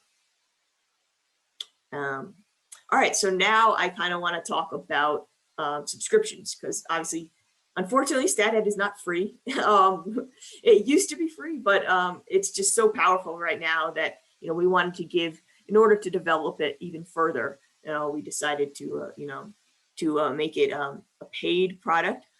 So, but you guys have access to StatHead until April 7th for free. That's part of the one of the perks of signing up for this conference. And then the other perk that you guys have as students is that we have a 50% discount on annual subscriptions. So if you want just baseball, normally that's $80 per year. But with the 50% discount, obviously that's $40. So it's a great deal. You do have to be a student in a college or university in the US or Canada. And there's, we do it through this company called ID.me. So they have like more information about, specifically if you're like in a junior college or something, that's obviously okay, but they have more information about, what types of students will qualify for this. But really encourage you guys to take advantage of that offer because it's tremendous to be able to get all of this access to all of these tools and all of this information for $40 a year is it just blows my mind. So I really, really highly encourage you to, after your free trial is done on April 7th, to continue your subscription and to get that student discount. And then finally, I kind of just want to talk about ways to get help because like as Jonah said, and obviously as you guys have noticed, there is so much information available. So there's a bunch of different ways. If you noticed on the pages, on the StatHead pages, there's like a blue feedback button that kind of follows you around in the bottom right corner. You click on that and it brings up a form to contact us. That's really easy. Twitter, I'm on Twitter. As I said, I manage our StatHead account. So at StatHead, DM us. You can just tweet at us anytime, and I'll do my best to get back to you. And then also on Facebook, send us a private message or whatever. Follow us there. We've got that. Phone calls if you like that. And then the other thing I want to kind of point out is our knowledge base, and we just started this. And it's a really easy URL to remember, help.stathead.com, and go there. Hopefully that'll answer a lot of your questions as well. I'm continuing to update that every day. So if you don't find your answer today or tomorrow, I may have it in a week on there. So just go visit that. That should really be help. And then we do have a YouTube tutorial series that you can search for. Just search for StatHead, or actually I think it's Sports Reference if you just do a search in YouTube, or follow that link when you guys get this presentation. So I think that is all that I have for now. We'd love to answer some questions now. Let's see, stop sharing my screen. So I think we're gonna check out the Q&A, and Jonah, you want to get your video on? Yeah, sorry, just one. There we go. All right, we got it. All right. So should we so you guys just fill up the Q&A with questions, and we'll get to them.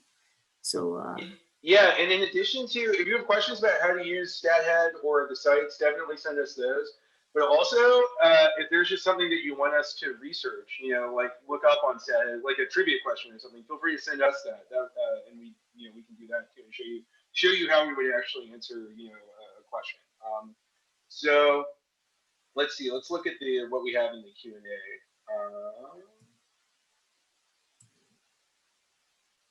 all right, so let's see. I guess I'll start off with this first one. What makes StatHead different from Fangraphs in terms of baseball statistics? Well, I mean, StatHead specifically is just the search tool.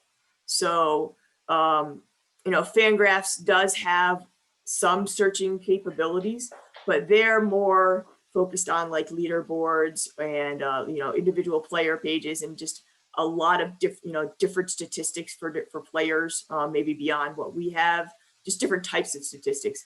But if you're looking for a really powerful ability to search through all of the play-by-play data, splits data, anything like that, then you're going to want to use StatHead. I know that Fangraphs does have a splits tool, which allows you to kind of search through different years, and leaderboards to search through different years, but they don't really have the capability in terms of getting down to the nitty-gritty play-by-play data, or the pitches data, as we mentioned before. So that's kind of the difference. They also have some different statistics, as you've probably noticed, than what Baseball Reference has. Yeah. So- Oh, sorry. I just wanted to say one thing about the difference between like our stats and Fangraphs. That I think the obvious one that like most people know about, or that is WAR. And on our site, if you go to the like about Baseball Reference section, there's like a bunch of glossaries and explanations of how we calculate all our stats. And one of the things we have on there is a chart that compares the different wars. So it basically shows the difference between our war, between Fangraphs war, the prospectus war. So if you're curious what actually goes into those stats, or why sometimes a player can have a number that's different between the three of them, it explains how those systems work, and the ideas behind each framework that gives them that war. So yeah, I'll go for the next one here. Player comparisons. No, you can only do it by seasons, not by number. Like, I know a lot of people would like to see, how does Mike Trout's first 500 games compare to Hank Aaron's first 500 games or something like that. But it's just through seasons right now. We're continuing to develop lots of new tools for StatHead though. We've been expanding a lot. We just expanded with football and with basketball. We added some new tools these past couple seasons. So I think you guys might be seeing some new stuff upcoming for the baseball season in a couple months. So just stay tuned for that. But yeah, right now it's just based on seasons. And you can also like go into you can use that game log hack I showed to get like one player's line through the 500 games. So if you do that with two separate players, it's not as convenient as the comparison finder, but that option is there. So the next question was, how often are entry-level jobs or internships available at our company? So we do an annual internship program. Unfortunately, this is a bad time to be talking about it because we just got the interns for this year, but we do it every summer. It's a paid internship program. So keep an eye out. We'll usually advertise it around February or so. So if you keep an eye on our blog and our social media, we post on there. That's also where we'll post job openings. And we do, occasionally have jobs. We're a pretty small group right now, but we're definitely growing. So, if you keep your eyes peeled, there would be, definitely opportunities in the future. So the benefits of sports, I'm assuming you mean the benefits of a StatHead account compared to just searching the site without an account. So like I said, with StatHead, it really just allows you to really dig into the data. You can't do any sort of those player comparisons that I mentioned if you don't have a StatHead account. You can't do any of searching for, the most strikeouts in a game by a Minnesota Twins player. You can't do anything like that. So if you're really looking to kind of dig into the data, make your own leaderboards. Let's say you wanted to look up who hit the most home runs from in the 2000s. You can't do that without a StatHead account. So I think, the benefits are just incredible. And for students, for $40 a year, it'll pay for itself, I think, in any of those, in any trivia contest you might win, So I definitely would say that I'm not really sure. I would say that, you're kind of just scratching the surface. If you just looking at Baseball Reference, you're kind of just skimming along the surface. But if you really want to dive like into the pool, then you really want to get a StatHead account. Let's see. So the next question, do you have any advice on learning advanced stats for other sports like hockey or basketball from a baseball background? That's a really good question. Since I do social media for all the sites and Katie does StatHead, for all the sports, so we have to be, fluent in the advanced stats beyond just baseball. But certainly baseball was my first favorite sport. And I think that the main way that I learned about advanced stats in like basketball and stuff like that was really the same way I did in baseball, which was just reading. You know, I really liked reading John Hollinger's stuff for basketball. Certainly Dean Oliver's book about advanced basketball stats, which Basketball Reference uses a lot of stats for. So kind of like reading stats like that is useful. And then the other thing is really like through playing around on StatHead and through seeing it, you know, with sports like basketball and hockey, and I'm curious what you think about this, Katie, but like for me, it's a lot more about using advanced stats while watching the games and like kind of that eye test, like advanced stats thing, because in a sport like basketball where so much is going on and so many things are affecting each other, it's a lot different to figure out how the advanced stats, you know, how to use them compared to baseball where it's just a pitcher versus a hitter, you know, putting the ball in play. Like there's a lot more discrete events. So with basketball, it's more like kind of looking at the advanced stats and seeing what they say about like Joel Embiid and Nikola Jokic, and then watching their games and kind of like, you know, extrapolating from there. But yeah, what do you think about that, Katie? Yeah, I would say same with you. Baseball was like the first kind of my instance of using advanced stats. But like you said, and the way that I learned all from the other sports was literally like just reading. Like you find out like there's so much out there on ESPN or on you know, any of the major sites. They all employ like analysts and advanced stats writers. So figure out who those guys are and just read articles by them as much as you can. And what it really helped me to do was to understand like the game, like strategy in the game a lot better. And I think that that's specifically, you know, for football and for basketball, where, you know, I played basketball. I didn't play football, but I watched a ton of football. But but learning the advanced stats really helped me understand the strategy and how and help me make a better viewer. So that would kind of be like, and also watch the games. You know, watch the games and see like what stat you want to figure out. Like what if you don't understand something that's happening, you know, there's probably a stat for that. So that would be, I guess, my advice for learning other sports advanced stats. Let's see, the next one, if you send that URL, so yeah, it's just going to be that static table that I showed you. It's kind of like what we mentioned with the when you create those custom tables, that it won't update. It's just going to look like that, and they won't be able to, if you send that tiny URL from a StatHead query, they're not going to be able to do any other things on StatHead if they're not a StatHead member. They'll just be able to view that, you know, list of, you know, most home runs in 2020 or whatever you sent them.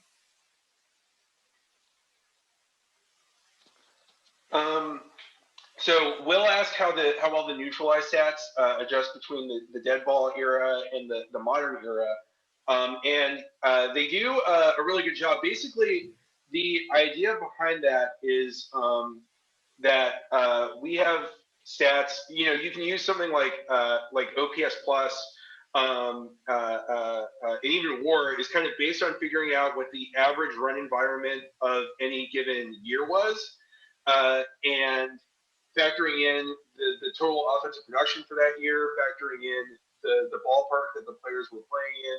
All of these environmental stats, we can figure out how to account for them. So then with the neutralized stats, once you figure out how to account for all of that, it's very easy to kind of strip all that away. So whether you want to look at players from one era to another, you know, put someone from the dead ball era into Coors Field, or, you know, vice versa, I think they do a really good job of that, and it's a pretty fun tool to play with. Yeah, I showed you just like looking at, you know, how would a player do at the Rockies ballpark in 2000, but you can also look at all players in a neutral ballpark. And there's a formula. If you go on the website, there's an explainer for how we calculate like neutral ballparks.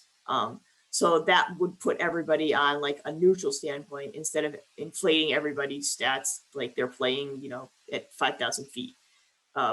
So I hope that kind of clarifies there. Let's see. How would you find out how an all right-handed? That's not really something that I think we can answer with StatHead yet. So unfortunately, that would probably that would be a little bit more of an advanced query. So Kevin asked if baseball reference is compatible to R programming. I'm not a programmer. But as far as like the exporting goes, you can only export as an Excel or a CSV. So you can't like export, I guess, directly in like a programming language. You would have to use kind of one of those as a middle name. But again, I'm not a programmer, so yeah. So StatHead does right now. We just cover MLB. We do have minor league data on baseball reference, but it's just not in the searchable format of StatHead. There are leaderboards and there's player pages for every single person that's ever played in the minor leagues.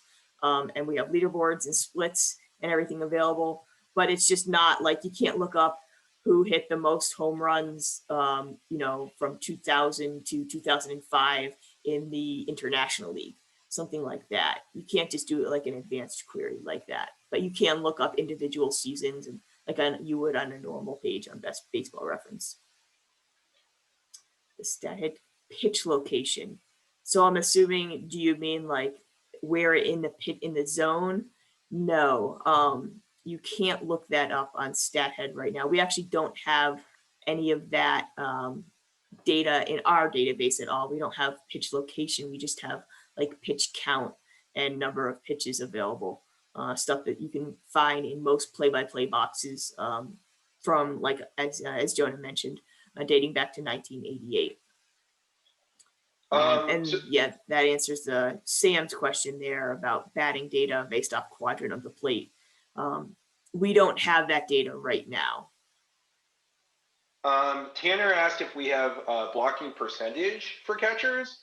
I don't think we have that specific stat, but if you remember during my presentation, when I showed you how to go to the advanced batting table or the advanced batting page, there's also an advanced fielding stats page. It's right, you can get it on the same drop down as the advanced batting stats page. And that has a ton of fielding data. And for catchers in particular, we use Baseball Info Solutions for most of our like advanced defensive stats. And so they grade them, they have stats on like pitch calling, on framing, on, how catchers, hold runners.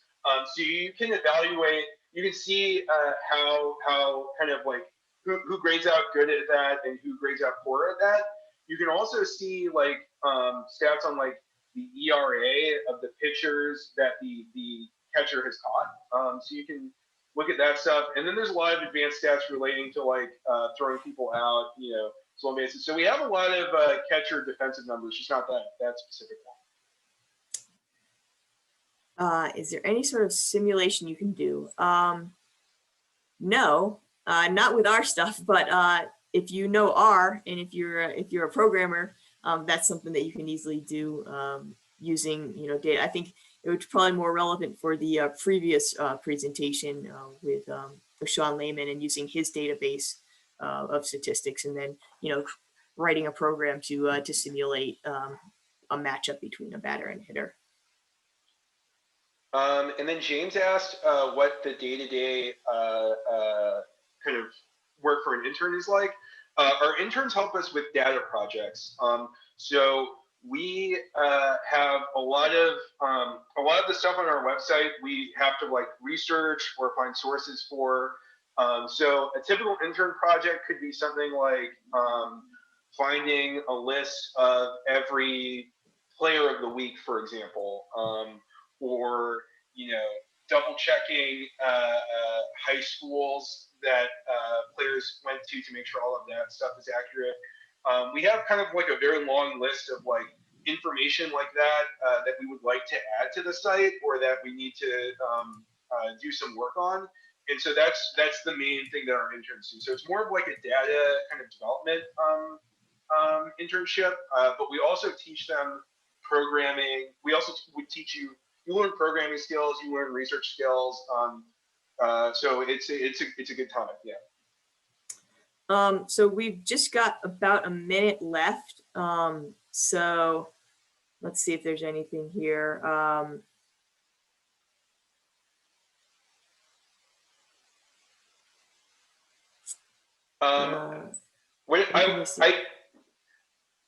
Bennett's question about whether we're currently developing new stats. I just wanted to briefly, because I didn't get a chance to mention it in the presentation, we just added two new offensive stats that are new to our site. One is called ROBA, R-O-B-A, and if that sounds familiar, you might know WOBA. That's basically our version of that stat. We also added RBAT plus, which is like weighted runs created, WRC plus. So these stats are offensive stats that use kind of like a linear weight equation to figure out the value of every sort of play that a player does as a hitter to actually just kind of show who was the best and most valuable hitters at the plate. So ROBA and RBAT plus are very exciting and good new offensive stats that we just added to our site. Yeah, so I guess we got to wrap up now, but you guys, if you still have, I know you guys probably have a ton of questions still left. Like I said, Twitter, you can reach out to us on Twitter, at StatHead or at baseball-ref. That is what Jonah will be on the baseball ref Twitter account. I'm on the StatHead account. Also, that feedback form, if you submit anything with that feedback form, it goes directly to me. So fire away questions there. And then also my contact information is on the presentation, which you guys probably will be getting pretty soon. Awesome. Jonah, Katie, thank you so much. Really appreciate you guys taking time out of your day and sharing your expertise. And I hope everybody who joined us for this discussion takes advantage of that free month of StatHead. I know I'm a member and it's invaluable. It's so great to have. So I really appreciate it. We will be back for our third and final student session today with Josh Keene of Major League Baseball at 3:30 Eastern.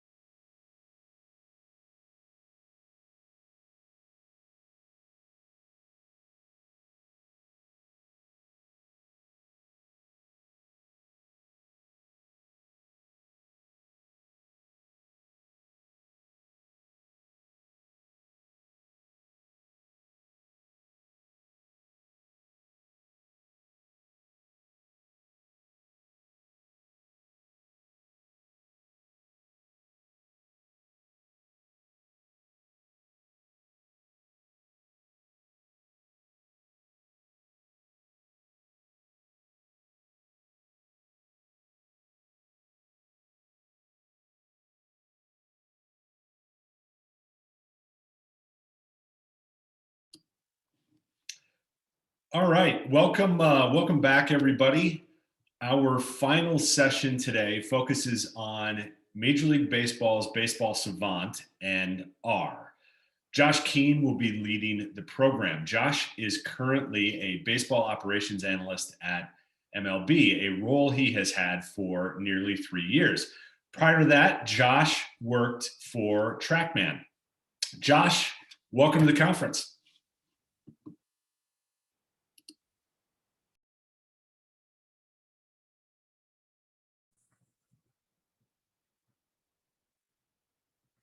Is my video working, Scott? Yeah, we can see you. Yep. Okay, great. All right. Thank you for that intro. Good afternoon, everyone. Just share my screen here. So as Scott mentioned, my name is Josh Keene. I work with Major League Baseball as a baseball operations analyst. And as the title says, today I'm going to be covering Baseball Savant and R. More broadly, we're going to be talking about the StatCast data and how it relates to these two topics. So we'll talk about where the data comes from, where we can find it, how we can get the data for our own purposes, and once we do that, how can we use it? So before we cover that, let's take a step back and we can discuss exactly what StatCast data is and where it comes from. So as some of you may know, StatCast is the technology platform that's utilized by Major League Baseball to track and store a number of different kinds of baseball data. This platform dates back to 2015 when pitch tracking technology was installed in all 30 Major League parks. So now we're heading into our 7th season with the platform, and we've been through a few different iterations. Most recently in 2020, we started using Google Cloud to process, transfer, store all of our data that's coming in. Also in 2020, we began a partnership with Hawkeye Innovations to use their optical tracking sensors to register on-field measurements. Or in other words, we use Hawkeye cameras to measure all of the movement on the field. These data can range from batted ball measurements like exit velocity and launch speed to pitch measurements such as pitch velocity, pitch movement, pitch spin rate, and even to player tracking measurements. So based on all of these measurements that we're getting directly from Hawkeye tracking, Major League Baseball has created a lot of really useful and innovative metrics that better evaluate what is actually happening on the field. So just as an example, we use batted ball metrics to aggregate, what typically happens on a batted ball that looks like this. So specifically, if we take all of the 100-mile-per-hour exit velocity, 15-degree launch angle balls, we know that most of the time those end up pretty well because, result-wise, because it's well hit. So then we could create things like expected batting average and expected weighted on base average. So that's one example of the metrics we can create from the StatCast data. We can also use batted ball metrics and player location data to calculate catch probability. If we know how much time a player in a particular position has to get to where the batted ball is going to land, we can calculate catch probability. So all of these measurements and the derived metrics that come with it are used throughout the industry for a multitude of purposes. At the league level, I might use StatCast data to evaluate certain trends from a recent baseball season and compare them to past seasons to see what's changed. At the club level, the data might be used to monitor stress on a pitcher. If they notice that his release point has changed, then maybe that could indicate increased injury risk. Broadcasters use StatCast data to provide new insights and interesting points of view to fans, right? So, and at the public level, we have a massive amount of interest and entertainment created from these metrics. Here's a diagram of our new Hawkeye systems, where we have 12 cameras around the park that are tracking ball movement, tracking player movement. So when we talk about all these measurements and the metrics, it's obviously really important for us at Major League Baseball that this data is available for people to use. You know, we like for the clubs to be able to use the data. We like for the broadcasters to be able to relay the data. We like for the public to be entertained by the data and be able to put together their own analysis and research of the data. So that brings us to Baseball Savant, which is where Major League Baseball stores all of this data. And we can get an idea here from the homepage, the amount of data we have on here. We could spend the next week, I think, just covering all of the capabilities of Baseball Savant and all the things you can gather from this website. So right at the top here, we'll cover a couple of capabilities now. So right at the top here, we have a live feed of baseball games going on. And if we hop into one of these games, we're going to get a lot more than just a box score or, you know, the game day feed that shows the pitch that's happening right now. So right at the top, we have some leaderboards for exit velocity, hit distance, pitch velocity. We have, you know, some summary data for the game, different pitch types and their frequencies here. Down here, we can look at pitch locations. And you see all these toggles here of different ways to look at the data that's coming in through this game. One of my favorite parts is watching these hard hit emojis add up on the side sometimes to indicate that a hard hit ball was hit by this player. So this is just one example of how you can use the StatCast data, and this in particular is a great supplement if you're like watching the game and you wanna follow along on the data side of things.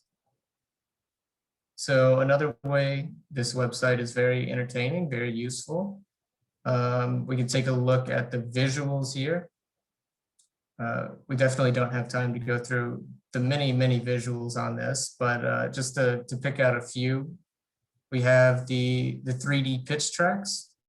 So you can follow along with, you know, you can look up any pitcher, any pitch type, and see what the trajectory looks like for any given pitch, which I think is super cool, right? We have all of this Hawkeye data, we're tracking the ball at all times, and here we have 3D trajectories of pitches, and you can compare and contrast different pitch types to see basically anything you want there. Beside it, we have catch probability. Like I was talking about earlier, we know the defensive positioning. We know how long a ball's in the air, where it's going to land. We can compare the two and see, you know, how frequently we think this ball is going to be caught by the outfielder. So that adds, you've probably seen in baseball games live the past few years, if you're watching the broadcast, they do like the tracking of catch probability, and you can see you see the outfielder speed as he's running towards the ball and closing the gap.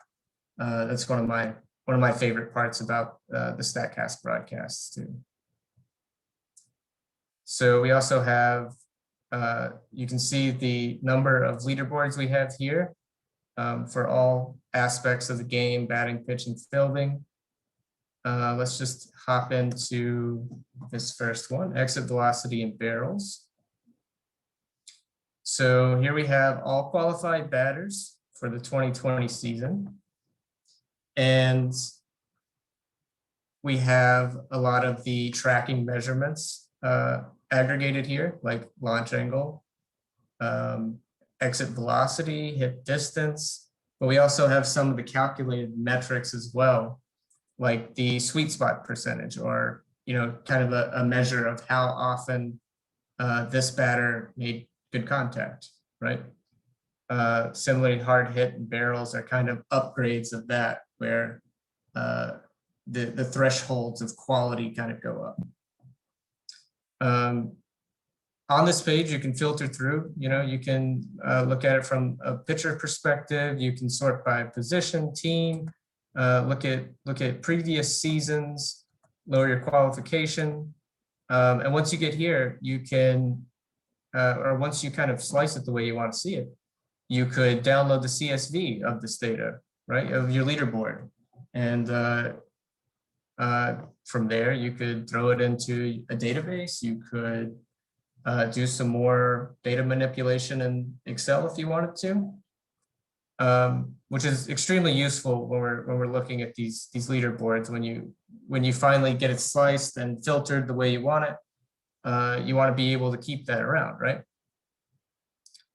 So on that topic, if we go to the search tab here, this is where you can build custom queries out of the StatCast database. So you can see again all of the different filters we have here, all of the different ways to slice this data. So just as an example, let's see. We'll look at curveballs.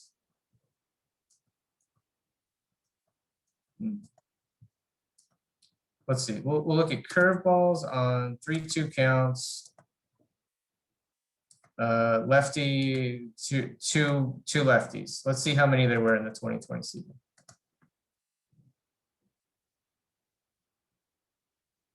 And just like that, we can see that Framber Valdez threw 11 last season, which seems like a lot, but we have all of these listed out with the number of times they occurred. And once again, we could pop over here and click the download data button. And that would open up an Excel document for us that will have all of these pitches, right? So we're going to see all of the StatCast data for 3-2 curveballs from a lefty pitcher to a lefty batter. And we can see how much data we have here. There's a lot of columns here.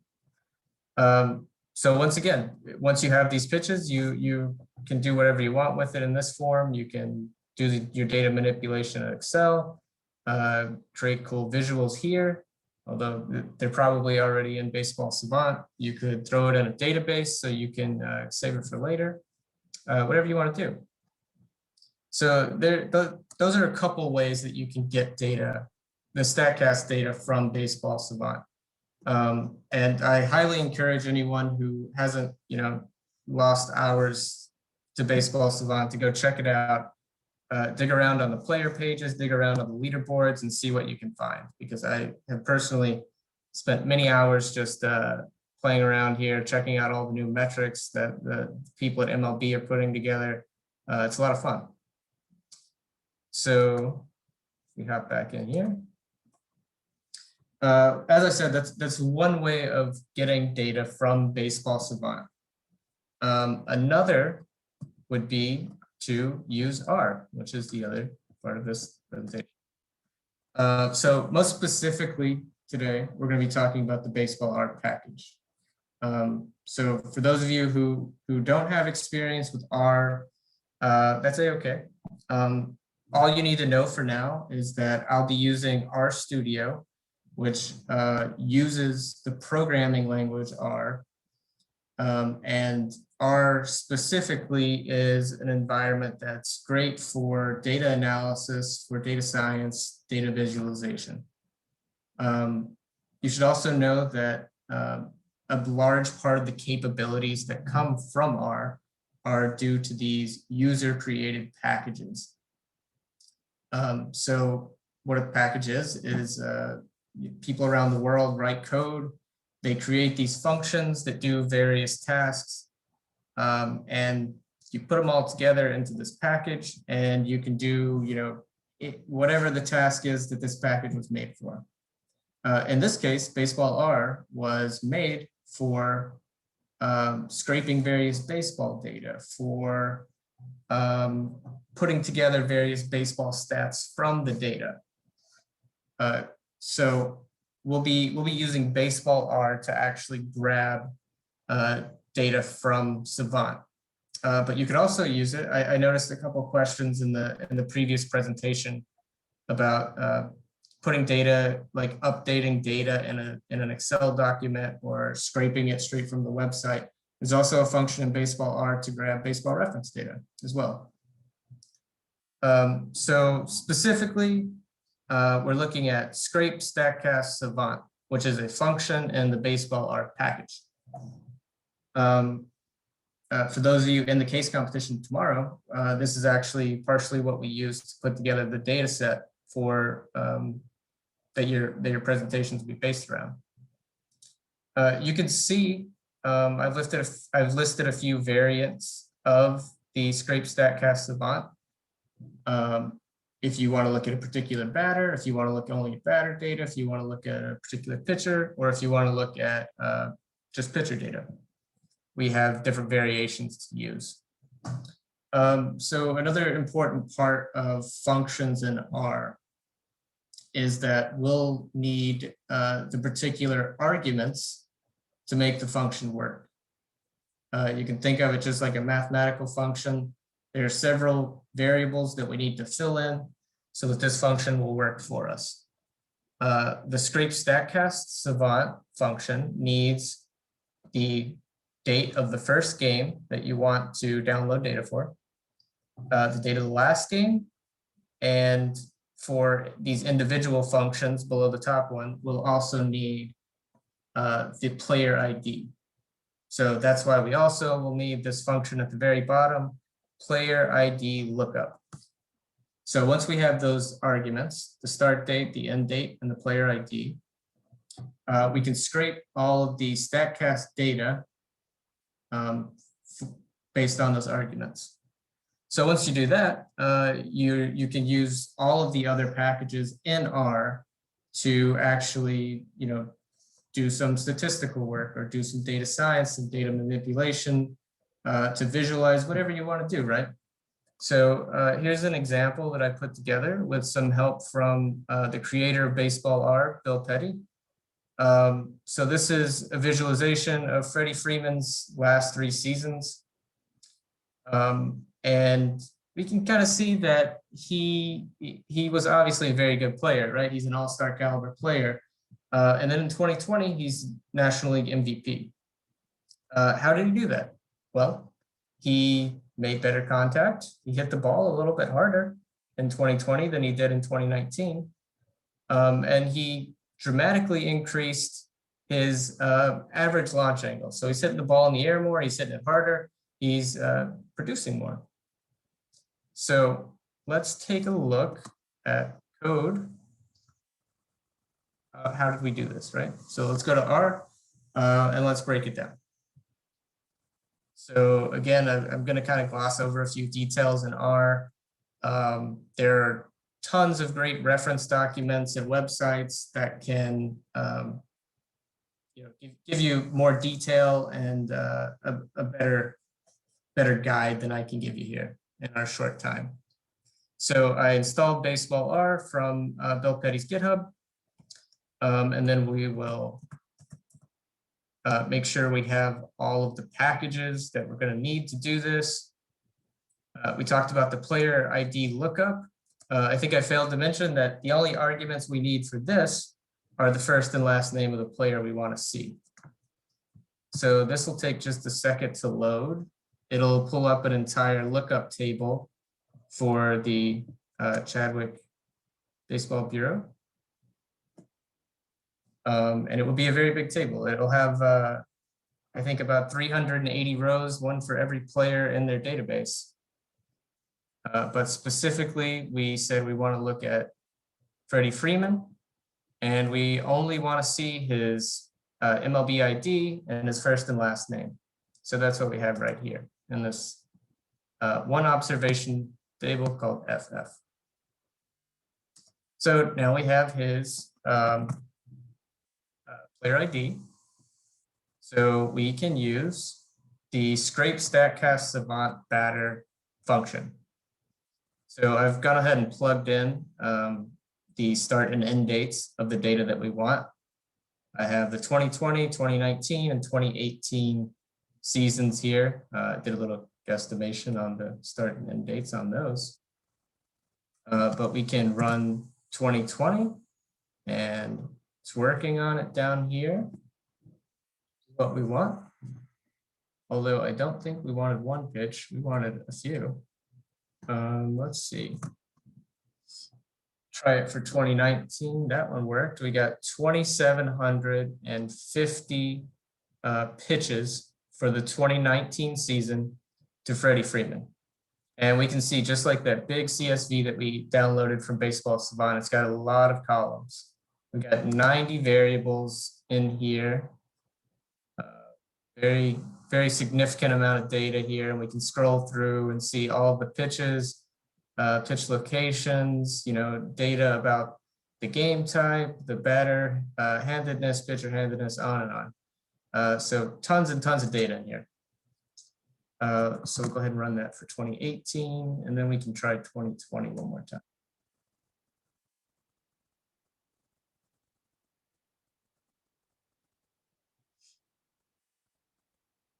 Might not work, but we've already seen the end result here. So that's okay. Yeah, we'll move on. Regardless, we put all of that data together. And so you can imagine we have 6,000 pitches for the past 3 seasons that we grabbed using scrape StatCast Savant batter. Right, so then we can do all kinds of data manipulations. We can group it together, put it in whatever form that we want. We do some plotting here, and we end up with this guy, with data gathered from Baseball Savant, the StatCast data. So this is just one example of something you can do with with the Baseball Savant data through R, right? The possibilities really are endless. You can look at any player you want to. You can create your own leaderboards. You can go much more in depth than this and use data science and whatever you want to do to create great analysis and go from there. So I do need to say some shout outs and thank yous, direct you to the appropriate people to talk about all the issues, not all the issues, there aren't any issues, but all the questions you might have about StatCast and Baseball Savant. So my colleagues at MLB, Darren, Tom, Jason, Mike, and Ben, who, just a few of the people who keep StatCast and Baseball Savant running, but certainly not everyone. And also Bill Petty, who, as I said, created Baseball R, provides so many great resources. I suggest you follow both of his accounts, his personal and the Baseball Tools account, and check out his website if you're interested in using Baseball R. So that is it. Now we can check out some Q&A.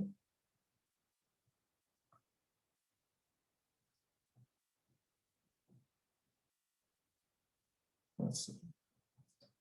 Sean asks, what can you do now with Hawkeye? Lost it. I think it said, what can you do with Hawkeye that you couldn't do with TrackMan? It's more about consolidating the systems, really. We used TrackMan, for a few years. And like Scott mentioned, I was with TrackMan for a few years. To track the baseball. And then we had a separate system to track player movement on the field. And with Hawkeye, we made the switch. It's kind of a one system fits all, where it does both with its 12 camera setup. It doesn't necessarily do anything the other system didn't. It's all about making improvements and seeing where we can advance what we have.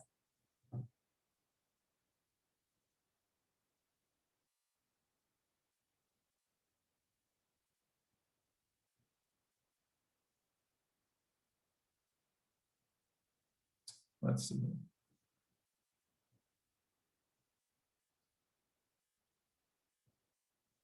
Is Baseball Savant free to the public? It is. Is there a separate section that calculates out probability for infielders? I believe that there is. We actually just released, or hope I'm not spoiling anything, we'll be releasing soon, infielder outs above average. Yes. Are pitch location measurements standardized to the player's individual strike zone? No, they are not. They simply register relative to, ground level, how high was it? Relative to the middle of the plate, how far left or right was it? That's all it does. What is the maximum amount of search rows you'd be able to download? I believe it's about 40,000, which will not cover an entire season. We ran into that when we were putting together the data set for Diamond Dollars.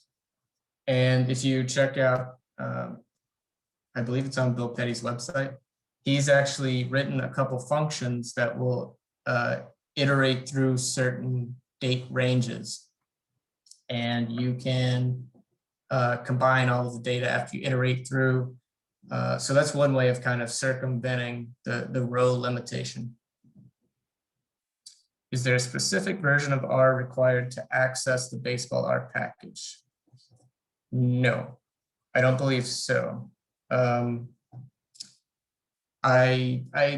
think if you try to do the function install packages, you might get an error and say that it's outdated, or the version of R is not compatible, whatever. But again, if you check out Bill Petty's website, he shows you how to use dev tools to download it straight from his GitHub, and you'll be able to do it from there. How often does Savant data update? So you can watch the live data come in,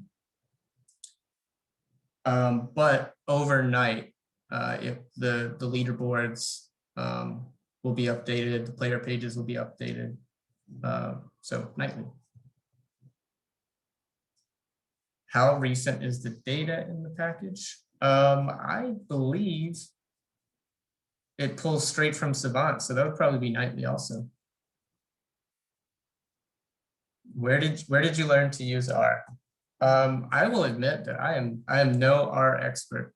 I've used it here and there. I first used it at TrackMan when I was there, and I've used it on a few projects. I highly recommend it for any data science endeavors that you might have. And like I said, there are so many great resources online that you can use to learn about different packages or different data manipulation methods. I highly recommend it. Just doing your own research online.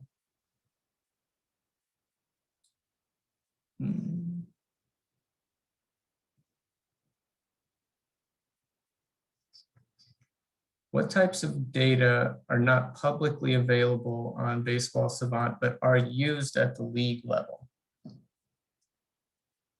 I'm not sure I don't think there is any. I could be wrong about that.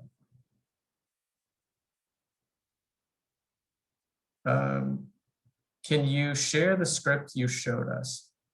I can. I believe we'll be sharing the presentations, and I mean, there wasn't very much in my PowerPoint anyway, so I'll post that in there.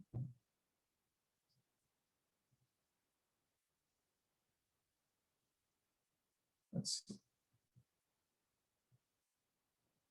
Okay, this is a good question. How do we find the functions and packages for R? Honestly, the way I go about it is just do research online. if there's a particular task that I want to do, you type that into Google and you have to do a little bit of research to find the right one that fits your needs. How do you use Scrape StatCast and get the 2020 season for each pitcher without manually typing in each player ID? So that one of those first, here we go. So if you use this top one, right? This top formula here, or function, sorry. It will actually grab all of the data and not necessarily for a single pitcher or batter. But as I mentioned, you will run into some data limits when you get to like 40,000 rows.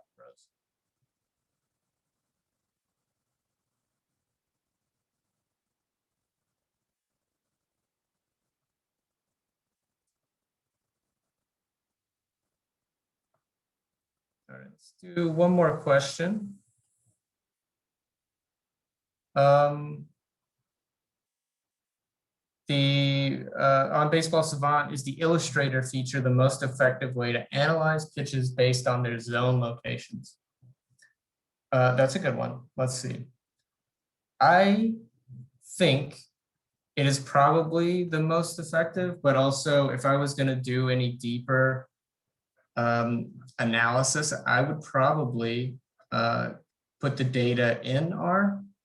If you're just talking about getting the zone data, you could use the search function, and once you get the data from there, or you could even filter down on the zone of the pitch, you could definitely do a lot more in-depth work for that.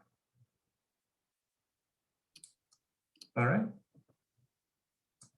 Josh, thank you so much for joining us. That was fabulous. Really appreciate you taking the time to chat with everybody today. And based on the sheer number of questions and interest, this is definitely something we need to offer more of to folks both in the conference and at other times. So thanks for joining us, and thanks again to Sean Lahman, Jonah Gardner, and Katie Sharp for their contributions earlier. This concludes our student programming for the day. We will see all of you at the conference general session at 6:30 Eastern. Thanks.